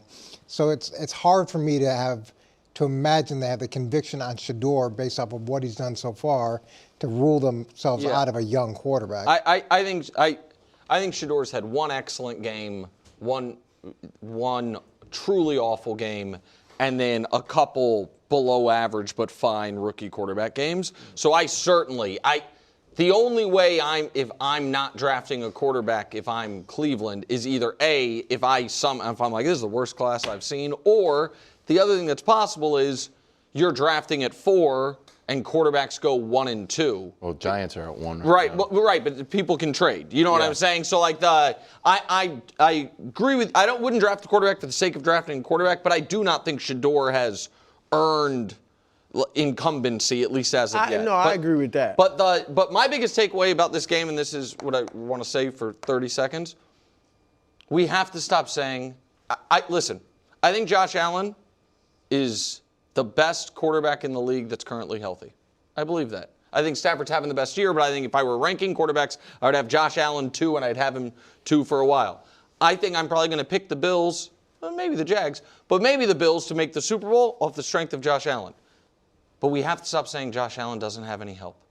Josh Allen has a very good offensive line, the rushing champion in James Cook, awesome tight ends. Josh Allen doesn't have great receivers. There is not a team in the league that has an awesome quarterback and awesome everywhere. Great receivers, great running back, great offensive line. Say it again. One of those tight ends dropped that touchdown pass. True, but they're good. But they're the solid. way we talk about the Bills is as if the offense is a one-man show when James Cook is consistently awesome. I underrated him coming into this year. I said I wouldn't have paid him the money. He's going to have 1,700 yards this season and another double-digit touchdown year. So there are times where in an effort to build up Josh, and whether it's MVP conversation or best quarterback alive conversation, those things, we tear down his supporting cast, and he has a very good offensive line and a great running back, and I think very good tight ends. That's good. It's a good offense. Browns ran for 160 yards and had the ball for 35 minutes. It will be the undoing of the Bills come playoff time. Heard it here. Live from New York, it's a show that's delivering pure analysis, no fandom. As Brou likes to say, we wave the pom-poms for no one. Someone has to wear a robe around here. Wow. You retire your robe. Shots fired, bro. Clinch That's the a playoffs. nice robe, too. Christine, why is his robe so much more plush than mine? It is a nice, but it doesn't have little sandwiches on it. Yeah, or You know pictures what? of it. Brou, we didn't even, you were so out on the Ravens, he didn't even do the box. I'm saving that for I noticed. when they're officially eliminated. Can I say one other thing if somehow about that they're just real not. quick before we get to the Bears? By all means, take your time. We're also so Very comfortable. beyond the Ravens as like a real contender. I know. That you didn't do. I know. You went into their house I ate a sandwich. and ate a sandwich. Your team went to Baltimore and kicked their ass. And Guys, we're about to talk about it. There's still time. You know what? I was going to write a tweet. I was working on something. you're gonna I was thinking I had a tweet draft. I was like, oh, this win was just like airplane food. Like it got the job done. But it's nothing to brag about. Yeah. Just a You're 6, lucky I don't follow you on just Twitter. a below honestly 500. today you're very lucky. You got some odd retweets. No, no, I do not. Oh, retweets are endorsements. No, I do not. First of all, it's pro-Patriots everything. Ravens. Speaking of. Regressing. Brou's not ready to write them off until they're mean, mathematically eliminated. Zay Flowers never fumbles in a big spot. You know what? Yeah, Zay, go come forward. Yeah, thank you. Oh, is that your take? He said he was going to stop running backwards this year, and then he keeps running backwards. Same thing with the Chargers. Chargers are giving up I the want ball. an upgrade. I want to upgrade the receiving core.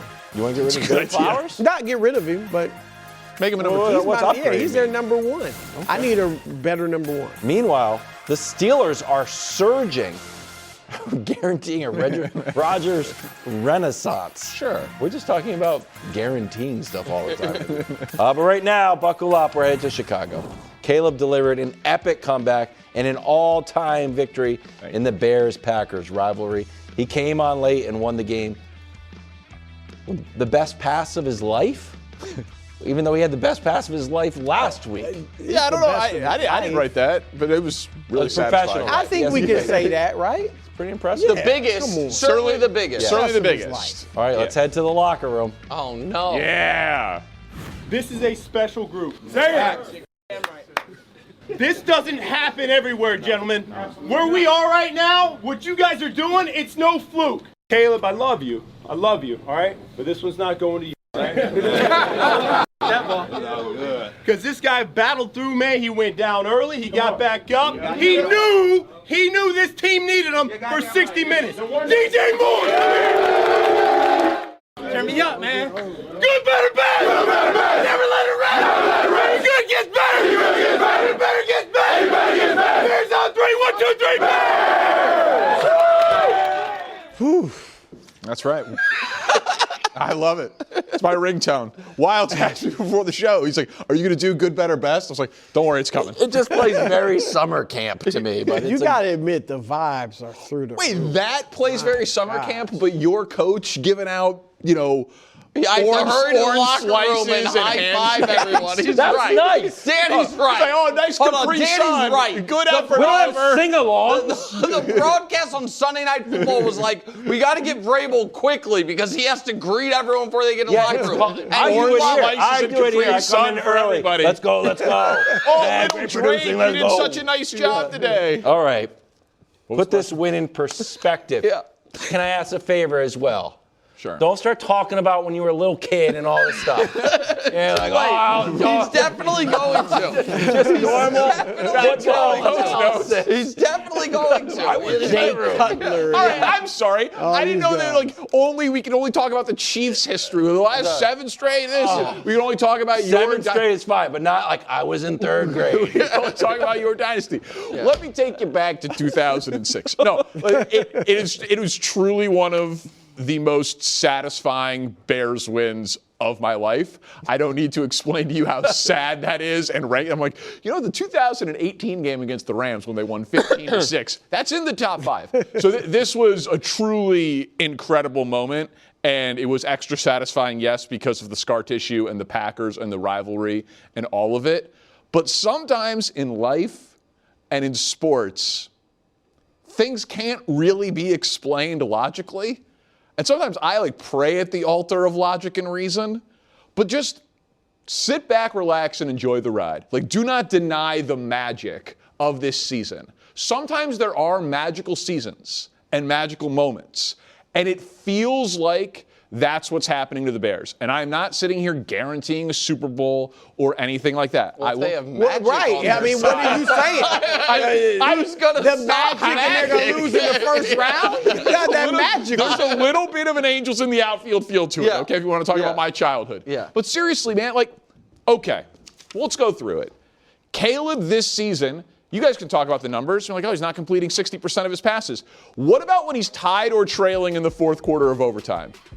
He becomes the best quarterback in football. It doesn't make any sense how this happens situationally, consistently, time after time after time.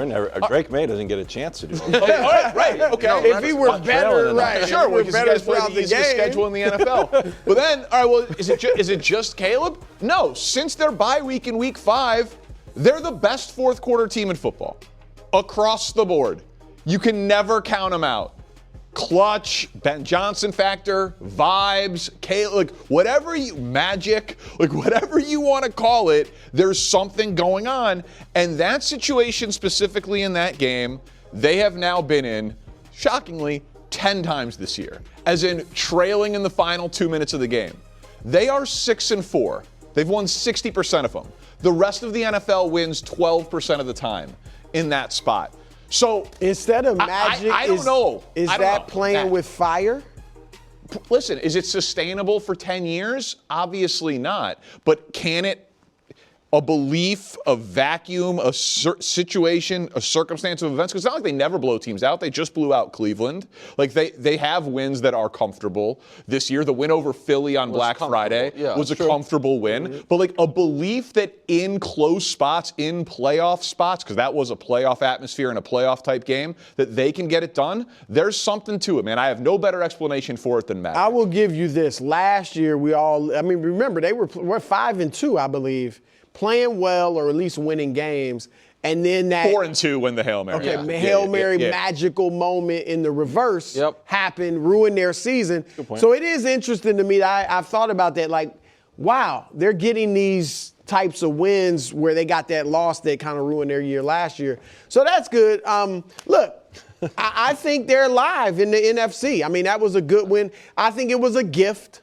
And I think the fact that they were getting beat by Malik Willis, is not good. I mean, that defense held, without Micah, obviously, held them to 3 field goals through the first 59-plus minutes. Malik Willis played great in that game. He played really well. And he won games for them last year when Jordan Love got hurt. He's 26 he was was old. 2-0. Yeah, but y'all should be in a must-win game, where they had beat you before. That should not have been the situation. So, but they came through at the end. Romeo Doubs handed you the gift, on the onside kick. Magic. But I'll give you credit because Caleb has been clutch, and I like the fact that he can tune out the noise in his own head and that's happening around him to be clutch in those moments. Yeah, none of it happens without the onside kick recovery, and that Caleb and the Bears offense didn't earn, and that's all true. Yeah. But what is true is the onside kick recovery wouldn't have mattered if the Bears didn't dominate every snap of football after that. You get the onside kick, down a full touchdown, the execute on 4th down, making one of the most clutch plays in the NFL this season. And it was also kind of perfect that 2 weeks ago, Caleb was in a very similar spot, down 7. That was a 4th down, right? The one he threw the pick on? Yeah, to come out. No, it was 4th, not in goal. 4th and 1, and they took a shot to the end zone, and he throws the pick. This week, he's in that spot and makes one of the better throws he's made in his career. In overtime, the defense stood up. They forced the turnover on downs, to make this matter. And that is to an undrafted rookie, by the way, because multiple Bears receivers were hurt. We talk about the injuries on Green Bay. Bears, everyone has injuries. And then Micah Parsons and Jordan Love a little. So you think it's different than Luther Burden and Roma Dunze? All right, reasonable minds can disagree. No, but DJ Moore, who had not been Caleb's favorite target, I think is fair to say, having this moment when DJ Moore is the most gifted player on their offense outside of Caleb, in my opinion. I think that really matters. The tweak I would have is this, and I like Ben Johnson, but I said it last year, and what do they call me, KW? Mr. Consistency. Mr. Consistency. But everyone calls him. Everybody knows it. Yeah. Ben Johnson did this nonsense too much last year, he's done it too much with the Bears. The 4th down, you can't be running a 4th and 1 inside the 10, and you do the play calls for you're going to snap the ball through the legs of your tight end to your 5'9" running back to try to, I think, then throw a pass to Caleb Williams. That's what I think the play design was. That is. He'll never not do that, though. Right, and that worries me. You have to live it, because when it hits, it does look great, and it is part of what gives them a high ceiling offensively. No. So that's where I disagree with you. Nah, it's part of it. It can be part of it and be but early on in a critical game on 4th and 1, we don't need it. It's not figure skating. You don't get style points. I agree with that. I understand wanting to keep people on their toes and I'm not saying you have to be conservative at all times. But no, it's similar to how I felt about the Patriots running a fake punt when the other team's quarterback's Tyler Huntley. I'm like, the hell are you doing? You had time and place for things. But I do think the Bears are live, and I do think that Caleb responding to the way the game ended against the Packers 2 weeks ago is a really great moment. Iceman, you guys like that celebration? I don't know.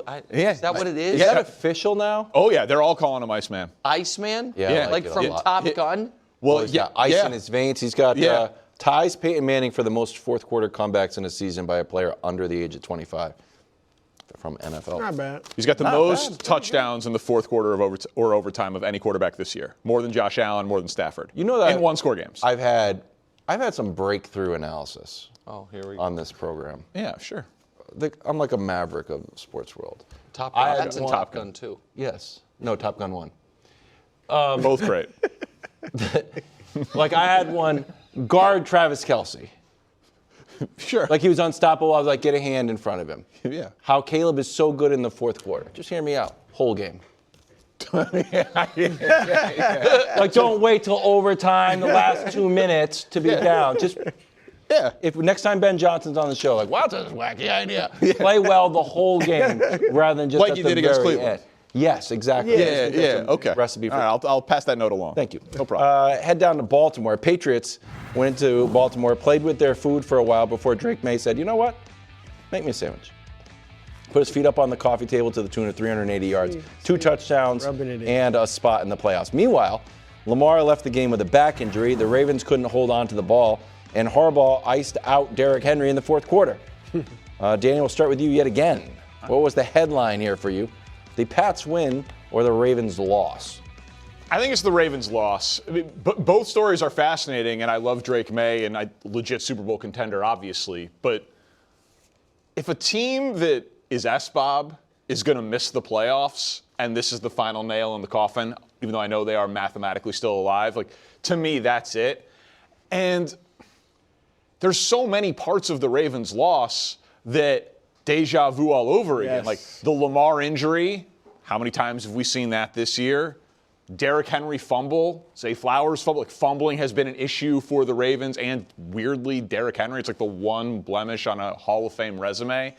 Weird coaching decisions. Going away from Derrick Henry with 12 minutes left in the game and then kind of defending it or rationalizing it after the game. Well, we rotate our backs.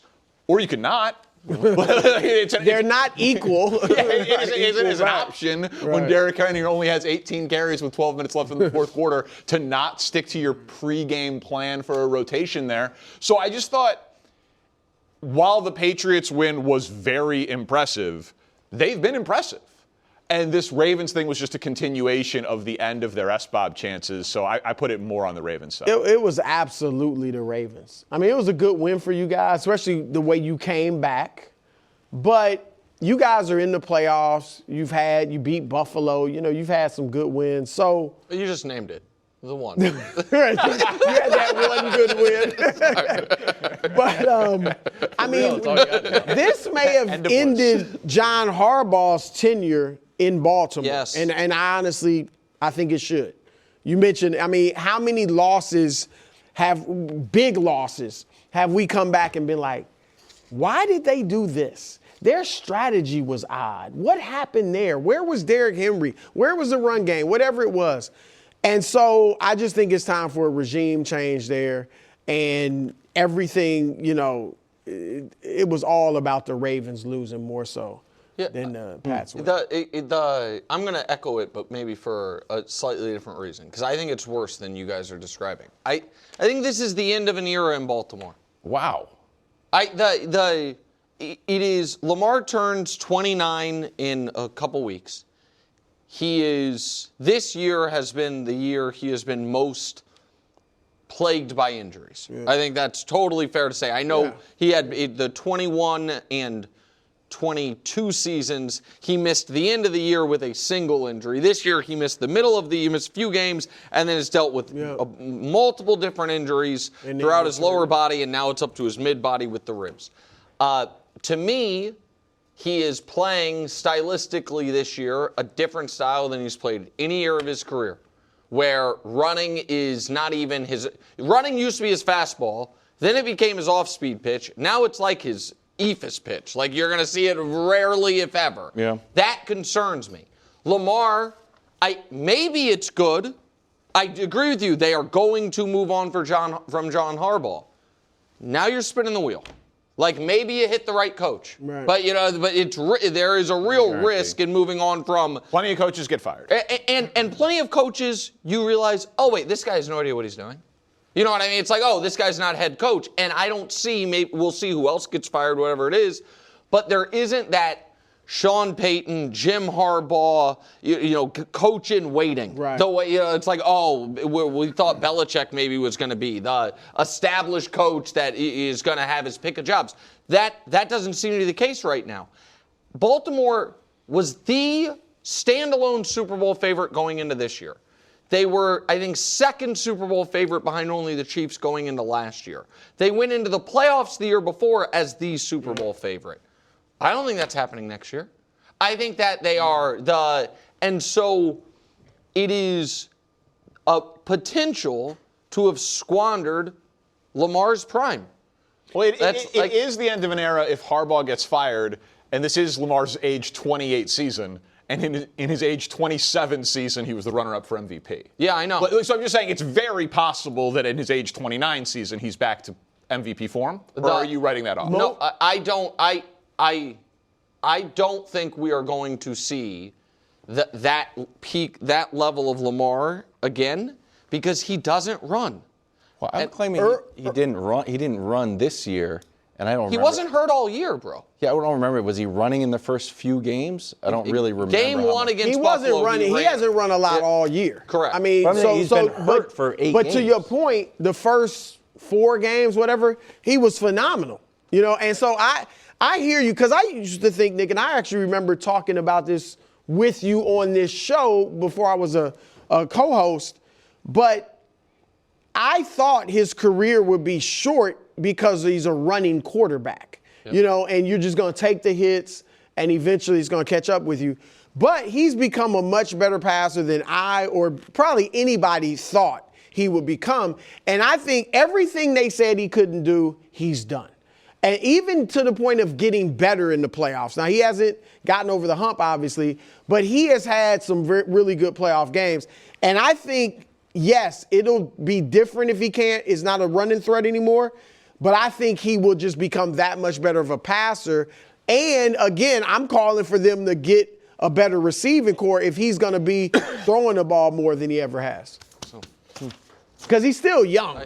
So he's very young. No other quarterback, are you saying, at 29 is not going to but again, I think it is part of the stylistic piece. I also think that a lot of the arguments that are probably fair that people use, that I have heard about why when Mahomes comes back, like the Chiefs, when people say the dynasty is over, why they're going to have trouble, having that level of dominance, apply to the Ravens in triplicate.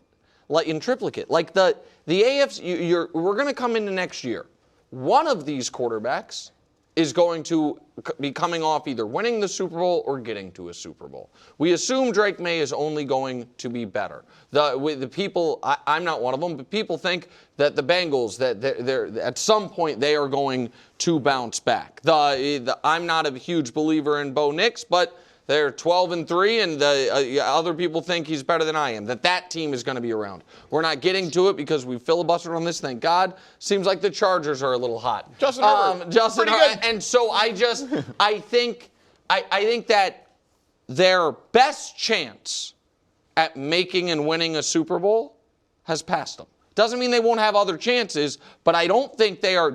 I think the Ravens are going to enter another season in Lamar's career as the Super Bowl favorites? No, I don't. And I think that that's a wasted opportunity. That's interesting. Coming up next, how should Steelers fans feel? I think they should feel great. All right, welcome back. We start with the Steelers. Pittsburgh went into Detroit. They were 7-point underdogs. They got a wild win, very confusing win late. It was 266 yards and a touchdown for Aaron Rodgers. Massive spot given the situation with the Ravens and the AFC North. They can win another division, lock in another winning record, by the way, for Mike Tomlin. They get to 9 wins. But now we also have some breaking news. Because there was the altercation between DK Metcalf and that fan in the front row, the NFL has just announced that DK Metcalf will be suspended for 2 games, which obviously is the rest of the regular season as you see it here. file that away under things that you cannot do. Willie, how should Steelers fans feel now with this news but the win? Well, this right here is asinine. I was frustrated when I saw this because not only it cost them money, but you cost your team an opportunity to win the last 2 games, which are important, especially if you want to seal up the division. And now you're looking at a young man who, listen, he was brought here to be the difference he has thus far, but this is what the Steelers was afraid of, his immaturity. And now it reared its ugly head. Like, Coach, you've been on the field, I've been on the field. I've said worse things and done worse things verbally, right? But I also understood, and I had to understand as I grew into my career, either I was hurting my team or helping my team. That right there is hurting his team. And you have to understand. Hopefully he understands that. So I think the NFL did the right thing. I hate it for the Steelers. But moving forward, man, watching that game, it felt like the Steelers got their identity back, especially on the ground. Jaylen Warren had those 2 45-yard touchdowns. He rushed for 143 yards. And it felt like they were finally in sync with Aaron Rodgers. I think that was the biggest thing with Aaron Rodgers and his offense. It felt like he was always 2 steps ahead of where the offense needed to be, and now it seemed like everybody's caught up to him, and they're playing better and they're looking better. And defensively, man, without T.J. Watt, and you're able to kind of suppress Jared Goff the best you can at home on the road, on the road against the Lions, you know, you have to feel good with the win. So I'm happy. It feels like a validation. In 9-6, now you got to go finish it. Yeah, the fans at stadiums can be brutal, and especially if it's quiet, and sometimes in those pregame warm-ups. It's nasty. Yeah, you I've had all types of things said to me. Yeah, I have too, but it's part of the business. It just happens. It doesn't make it right necessarily, but you've got to be able to control that side. But I'd say where the Steelers should be happy, especially considering this, is the emergence of Marcus Valdes-Scantling. So he's come on a little bit. And then Adam Thielen, he had 3 catches this last game. Scotty Miller, he had 3 catches. These are 3 guys that weren't really part of the offense even a month ago, but now all 3 of these guys contributed this last game, and I think they're going to continue to be able to contribute and pick up some of the slack of losing DK. In terms of the overall feeling, they've got to feel great. They go in and they beat a team that's just as desperate as they are, so it's essentially a playoff game. They do it on the road. They do it in a convincing style. They're running the ball really effectively, not just in this game, but collectively they've gotten better and better throughout the course of the season. And then the Ravens lose. So it's a great day in Pittsburgh Nation outside of the suspension with the asterisks of these 3 other guys are picking up some slack. Christmas came early, DP. Well, so the thing is, like, the DK thing, I'd actually feel lucky. I mean, it's only 2 games. He could have been. They could have said you're suspended for the season. Wild card round, divisional round. Well, he's gonna have to deal with most. Like, this fan could sue one. That can be, and they can press charges on it. Sure. So all that's still on the table. But I'm saying that's a DK Metcalf problem. Like, how should a Steelers fan feel? You should be able to beat Cleveland without DK Metcalf, and if you do that, you're going to the playoffs, Yes. and then when you get to the playoffs, you're going to get DK Metcalf back. Right. So, like, for the like, obviously you can't do what DK Metcalf did, but from where I'm sitting, that punishment actually could have been harsher for him. Sure. And if they beat the Browns, they probably would rest DK Metcalf anyway in the last week. Exactly. But the big picture part of it, I have to be honest, I can't really relate to Steelers fans because I cannot relate to being bored and upset with just being good. Because, like, this locks in another winning season, right? Mike Tomlin will not have a losing record, everyone's favorite thing, but they will go into the playoffs having won a bad division, almost assuredly, hosting a playoff game, and they will play the Chargers or the Bills in round 1, and I will pick them to lose that game. Which would be then they still haven't won a playoff game since 2016, extend the record. So it sounds like you're saying this is a Steelers' worst nightmare. Well, it's where they've been. How many times have we seen the Steelers won 9, 10, or 11 games, made it to the playoffs, and lost in the first round? But here's something that's encouraging. And as an older team, about mid-season, that really wears on you, and typically there's a drop-off. But as you get close to the playoffs, when you've got a bunch of talented older guys like they do, they see light at the end of the tunnel, and they can play up. Yeah, they can play up to their skill level again for that brief amount of time. And suddenly a team that looks pretty average or has been looking average now doesn't look so average anymore. They get dangerous. And they're good. They're really good in giveaway takeaway. They're really good in sacks. They're improving in running game. They're broadening the range of receivers. And there's light at the end of the tunnel with guys that have won a lot of games historically. I wouldn't totally just slot them in for one and done. Well, I also said, think about the start of the season, how we viewed the Pittsburgh Steelers, especially the back five of this season. We thought they were going to be done, right? It was like this back five could be brutal. The Steelers could be wiped off the planet. They've answered the bell every week and got stronger and gotten better, to Coach's point, and they're doing it without T.J. Watt. And now you're looking at this team come together, and they're believing, but they're rallying behind Mike Tomlin and all the stuff that came with him. Aaron Rodgers doesn't seem as frustrated. He seems like he's in sync with the offense, and the defense now responding to the level where they're able to stand up in situational moments. So I'm with Coach. You can say what you want, but now they're starting to arrive, and you should be where if you're other teams in the AFC. All right, so I know you're a Steeler. I understand that. Would you pick them to win against Buffalo in the 4 or 5? You would. Yeah. Okay. Would you? I would not. I'm not sure if I would or not, Okay. but I wouldn't. I don't think I have the conviction that you have. That it's just He's talking like we just going to get mopped up and down the field. It's kind of a buy for Buffalo if they get the Steelers. I don't think it's that. Okay. I mean, and then the other possibility would be the Chargers. That's what it would be actually right now. The Chargers have a tougher schedule down the stretch than Buffalo. Chargers beat them 25-10 back in early November. So that was an impressive win. And Jaylen Warren looked really good, and Rodgers has looked better recently. So I understand reason for some optimism. Until I see otherwise, it feels like I'm just going to see deja vu. And the same thing with the Steelers. Make the playoffs and then lose in the first round. Let's go to the other team, though. Talk about it when we get there. All right, we will. Lions fall short. Potential game-winning touchdown was nullified due to offensive pass interference, and it was. He pushed off. They're now 8-7, not quite mathematically eliminated yet, but obviously hopes are looking grim. They need a lot of help. Here's Dan Campbell after the loss. We fought our way back in that and had an opportunity to win the game, which is ultimately what you want, but we weren't able to close it out. And at the end of the day, that's on us. I mean, we did that. We're the ones who put ourselves in that position where we had to try to score on the last play. But some of the efforts were outstanding, and it was just too little, too late. All right, Coach, what went wrong for the Lions? Well, there's been a lot of things that have gone wrong for the Lions during the course of the season. They've been very inconsistent. Win a game, lose a game, win a game, lose a game. This is the first time they've lost back-to-back games in 2.5 years, I think it is. So there's that. But the main reason is they were so off-brand. Steelers had 230 yards rushing. They had 15. That is so inconsistent with how Detroit not only won, but dominated games and their personality. I don't know what the line would have been for like a gap in rushing like that.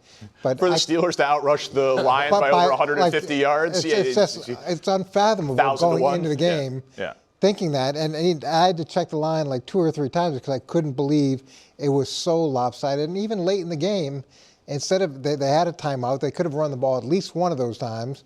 Instead of doing that, they decided just to abandon what really is what's made them so good for so long. Yeah, this was a playoff game for the Lions, and they failed at it. And I'm glad Dan Campbell was honest about the overall game at the end of his presser. He was like, "Listen, we're gonna point a finger. Let's start with the thumb. Inconsistencies, bad run fits all night. They didn't tackle well. Jack Campbell was probably their brightest star on defense.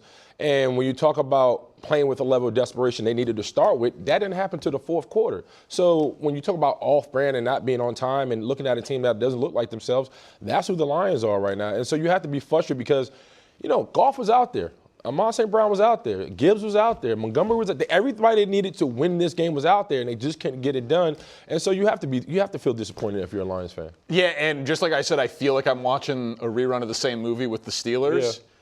I think it's the same thing with the Lions, but just the other side of the ball. Like, the Lions last year, they were my pick to go to the Super Bowl. They were my pick to go to the Super Bowl this year, but their defense just got decimated by injuries. And eventually it got to be too much, right? The beginning of the season was pretty good. In some categories, great. At the end, it was like they got 15 guys on IR, all on defense. It's like, well, okay, you can't win. You score 31 in a playoff game and you get blown out. Their defense was decimated.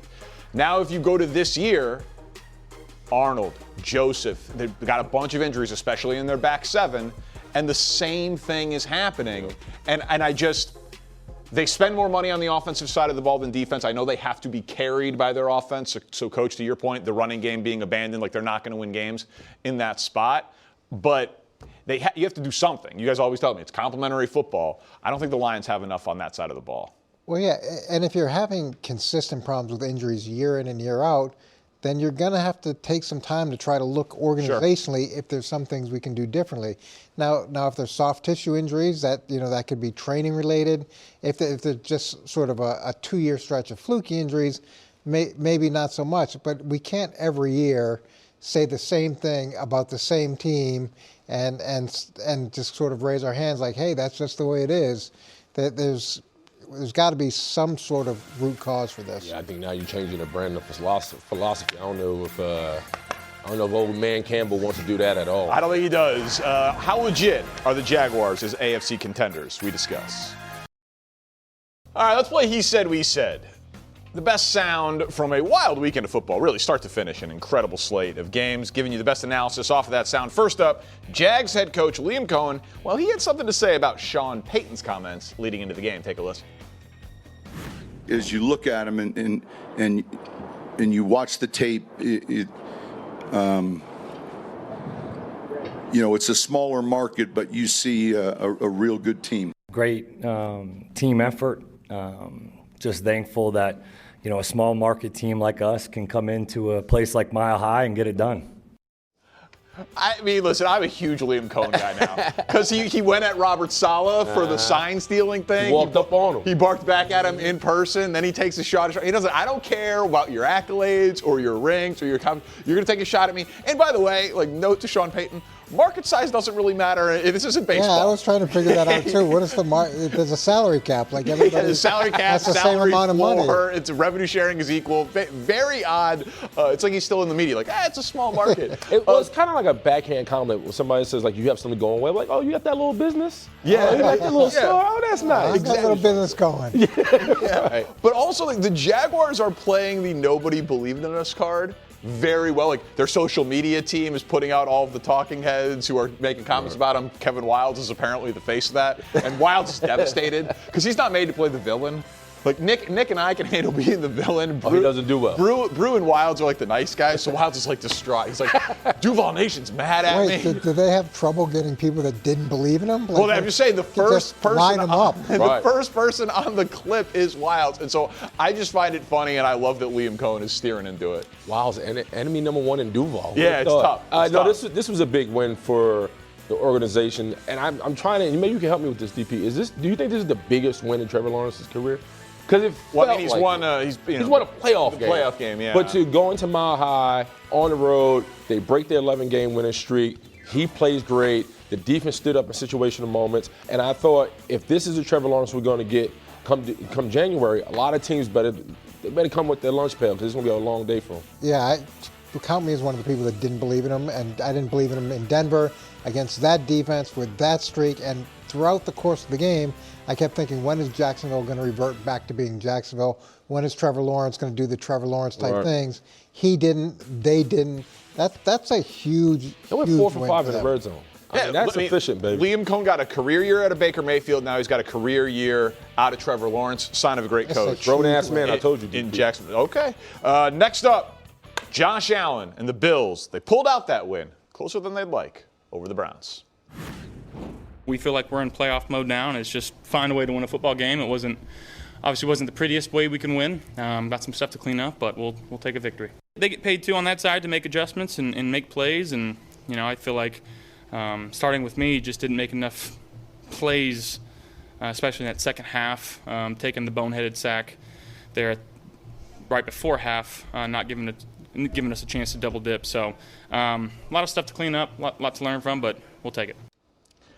Felt to me like they were playing with their food a little bit.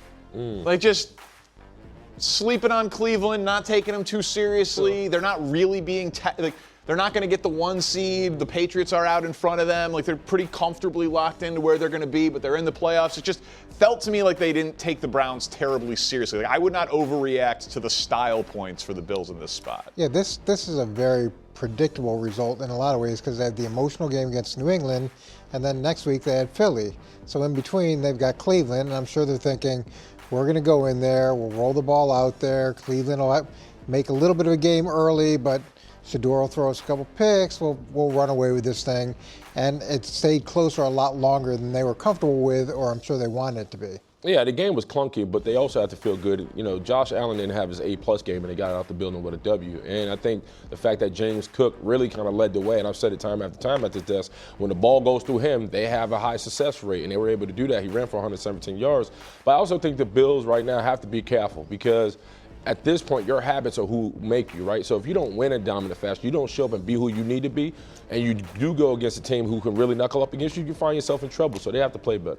And we're going to just say it 100 times between now and the playoffs. Like, the AFC is wide open. Yes. Anybody can get got in any spot, so you don't want to play down to your opponents. You would assume that's not going to happen in the postseason, but like we've seen Buffalo's best. This was very far. Clunky. It was very far from their best. But like you play like that in a playoff spot, they can lose to anybody. I feel like the AFC and the NFC are wide open. To me, this season is so different than most seasons I can remember, where a multiple amount of teams could win the Super Bowl, and it's hard to say this team is definitively the favorite. I felt that way about the Rams, and the Seahawks beat them. And then the Eagles will be in the playoffs, but they're the champs, but they don't look as good as they do yet. But so Buffalo's just everyone's going to pick them because of Josh Allen, but that performance was not very good. All right, let's get to my guy, Caleb Williams. I mean, listen, we saw the throw. We should probably hear what Caleb had to say after making the throw. Let's take a listen. Yeah, I knew it was good. You got that belief, you got that confidence, you got that swagger as offense. You practice well. You hit plays like that in practice. I mean, it was pretty identical to practice. And when the play gets called and the moment comes up like that, it's time to go hit it. Time to go in the game. So maybe you guys who have coached and played the game would say that this is just such an obvious observation. But Ben Johnson said many times in the preseason and early in the year, we're going to be playing our best ball at the end of the year. I feel like people like me sometimes talk about like the leap that a player makes from year 1 to year 2 or the second year in a system. It is very obvious that Caleb Williams is getting better over the course of the year. And I know it still isn't consistent throughout games, and these throws are incredible late, and he's clutching. We could talk about all of it, and it was one of my favorite moments as a Bears fan in my entire life. Honestly, like legitimately top 5. But I do think they are dangerous because he is clearly getting better as the season goes on, and I think that's a thing, though, Coach, you're smirking at me like you don't agree. Look, I struggle with this. It was a great win, okay? Thank you. But we're talking about a team that was 2 for 11 on third down. Yeah. They had 10 penalties. Terrible. They had 26 minutes time of possession. They had a 1% chance to win the game, and recovering that onside kick was fluky. And look, you have to make these plays at the end of the game, but he didn't play a very good game for the majority of this game with no Jordan Love, with no Micah Parsons, and to come out and be like, yeah, that's how we drew it up, and I like confidence, but there should also be some realism in this victory too. Listen, I get all that, but this team feels like they're destined in a weird way, and I hate to say that because I love poking fun at Danny, but when everything you mentioned, especially without, they didn't have Luther Burden, they didn't have Ndunze, they were stagnant running the ball. Defense, they were able to stand up and sudden death, but overall, they got out the building and they pretty much ignited the rivalry. And so you're talking about all the momentum they've gained out of this win. You have to feel good as a Bears fan. They've been in the dumps long enough, and you finally have a great quarterback who's growing as he goes. You have an explosive number 1 receiver. You have a defense that's playing ahead of their skis. They just feel like this is like Disney wrote this for them. It feels like we may see them at the show. Yeah, I was. This may not have a happy ending. Okay, listen, it's been a happy season. They're 6-4 when trailing in the final 2 minutes of these games. It doesn't make any sense. I was standing on my couch for minutes after that game ended. My wife said, "Can you get off the furniture?" I'm like, "I don't think I can." It was one of those shocking things I'd ever seen in my entire life. It's unbelievable. Congratulations. Thank you. I'll accept. And it's still a subject. You know what I wanted for Christmas? To do 2 shows on the 20th. Yeah! Come on, boys. 10 to noon. This trio. Gotta love it. More of it. Gift that keeps on giving. It's unbelievable. Your gifts. We got 3 games to react to, an unbelievable slate to preview, and then we'll still be here from 5 to 6. Gotta keep it light on the eggnog. It's gonna be a long day. Call it working a double on the 26th. All right. let's get to, Nick was like, I don't want to do this in the A block, allegedly. Maybe I told a little lie there. Justin Herbert. Your guy. Balled out. And here's the thing. Nobody likes the guy who says, I told you so. Which is why we should probably stop putting Justin Herbert topics into the show. Because I told you also on Justin Herbert. Yeah. He was spectacular against Dallas. And I want to show you guys this because the league average for being pressured for a quarterback is 34%, okay? Justin Herbert was pressured against a bad defense. Still pressured 39% of his traffic. So above league average, but well below average for him. If you just give Justin Herbert that, he is the MVP of the league.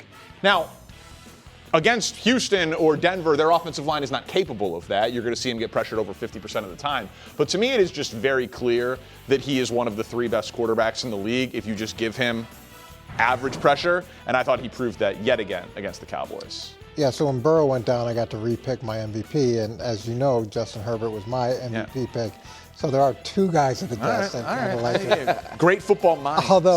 Although I don't think I love him nearly as much as you do. I do obviously respect his toughness to play with the broken hand or he's got a broken non-throwing hand. That to me goes a long way in the locker room, and then to put up the numbers like he's put up, that's been fantastic as well. Yeah, I sat here and I was expecting a letdown game out of the Chargers, especially Herbert, just because how Dak plays at home, has his team plays at home. I just thought Dallas was going to have their edge. That didn't have it. He looked surgical. He was efficient. He looked decisive. He looked like how you need to look like a quarterback that's ready to take a deep run and come in January. And I was impressed. Like, he continues to impress me. We know he's a tough quarterback, but he was slicing and dicing. Like, it was just like, all right, Godzilla has walked onto the field, and the Cowboys had nothing for him. And people mistake it. They're like, Danny, you're Chargers. I'm like, listen, I'm a Herbert guy. Like, I firmly believe the Chargers have let him down throughout his career at this point. And some of it is bad luck, some of it is organizational stuff, but he is that dude. And I hope he makes a run this year because he's playing at the peak of his powers, but also next year when his offensive line gets healthy. Oh, man. All my picks will be validated, Coach. Our guy. Maybe Caleb v. Herbert in the Super Bowl. A boy can dream. A boy can dream.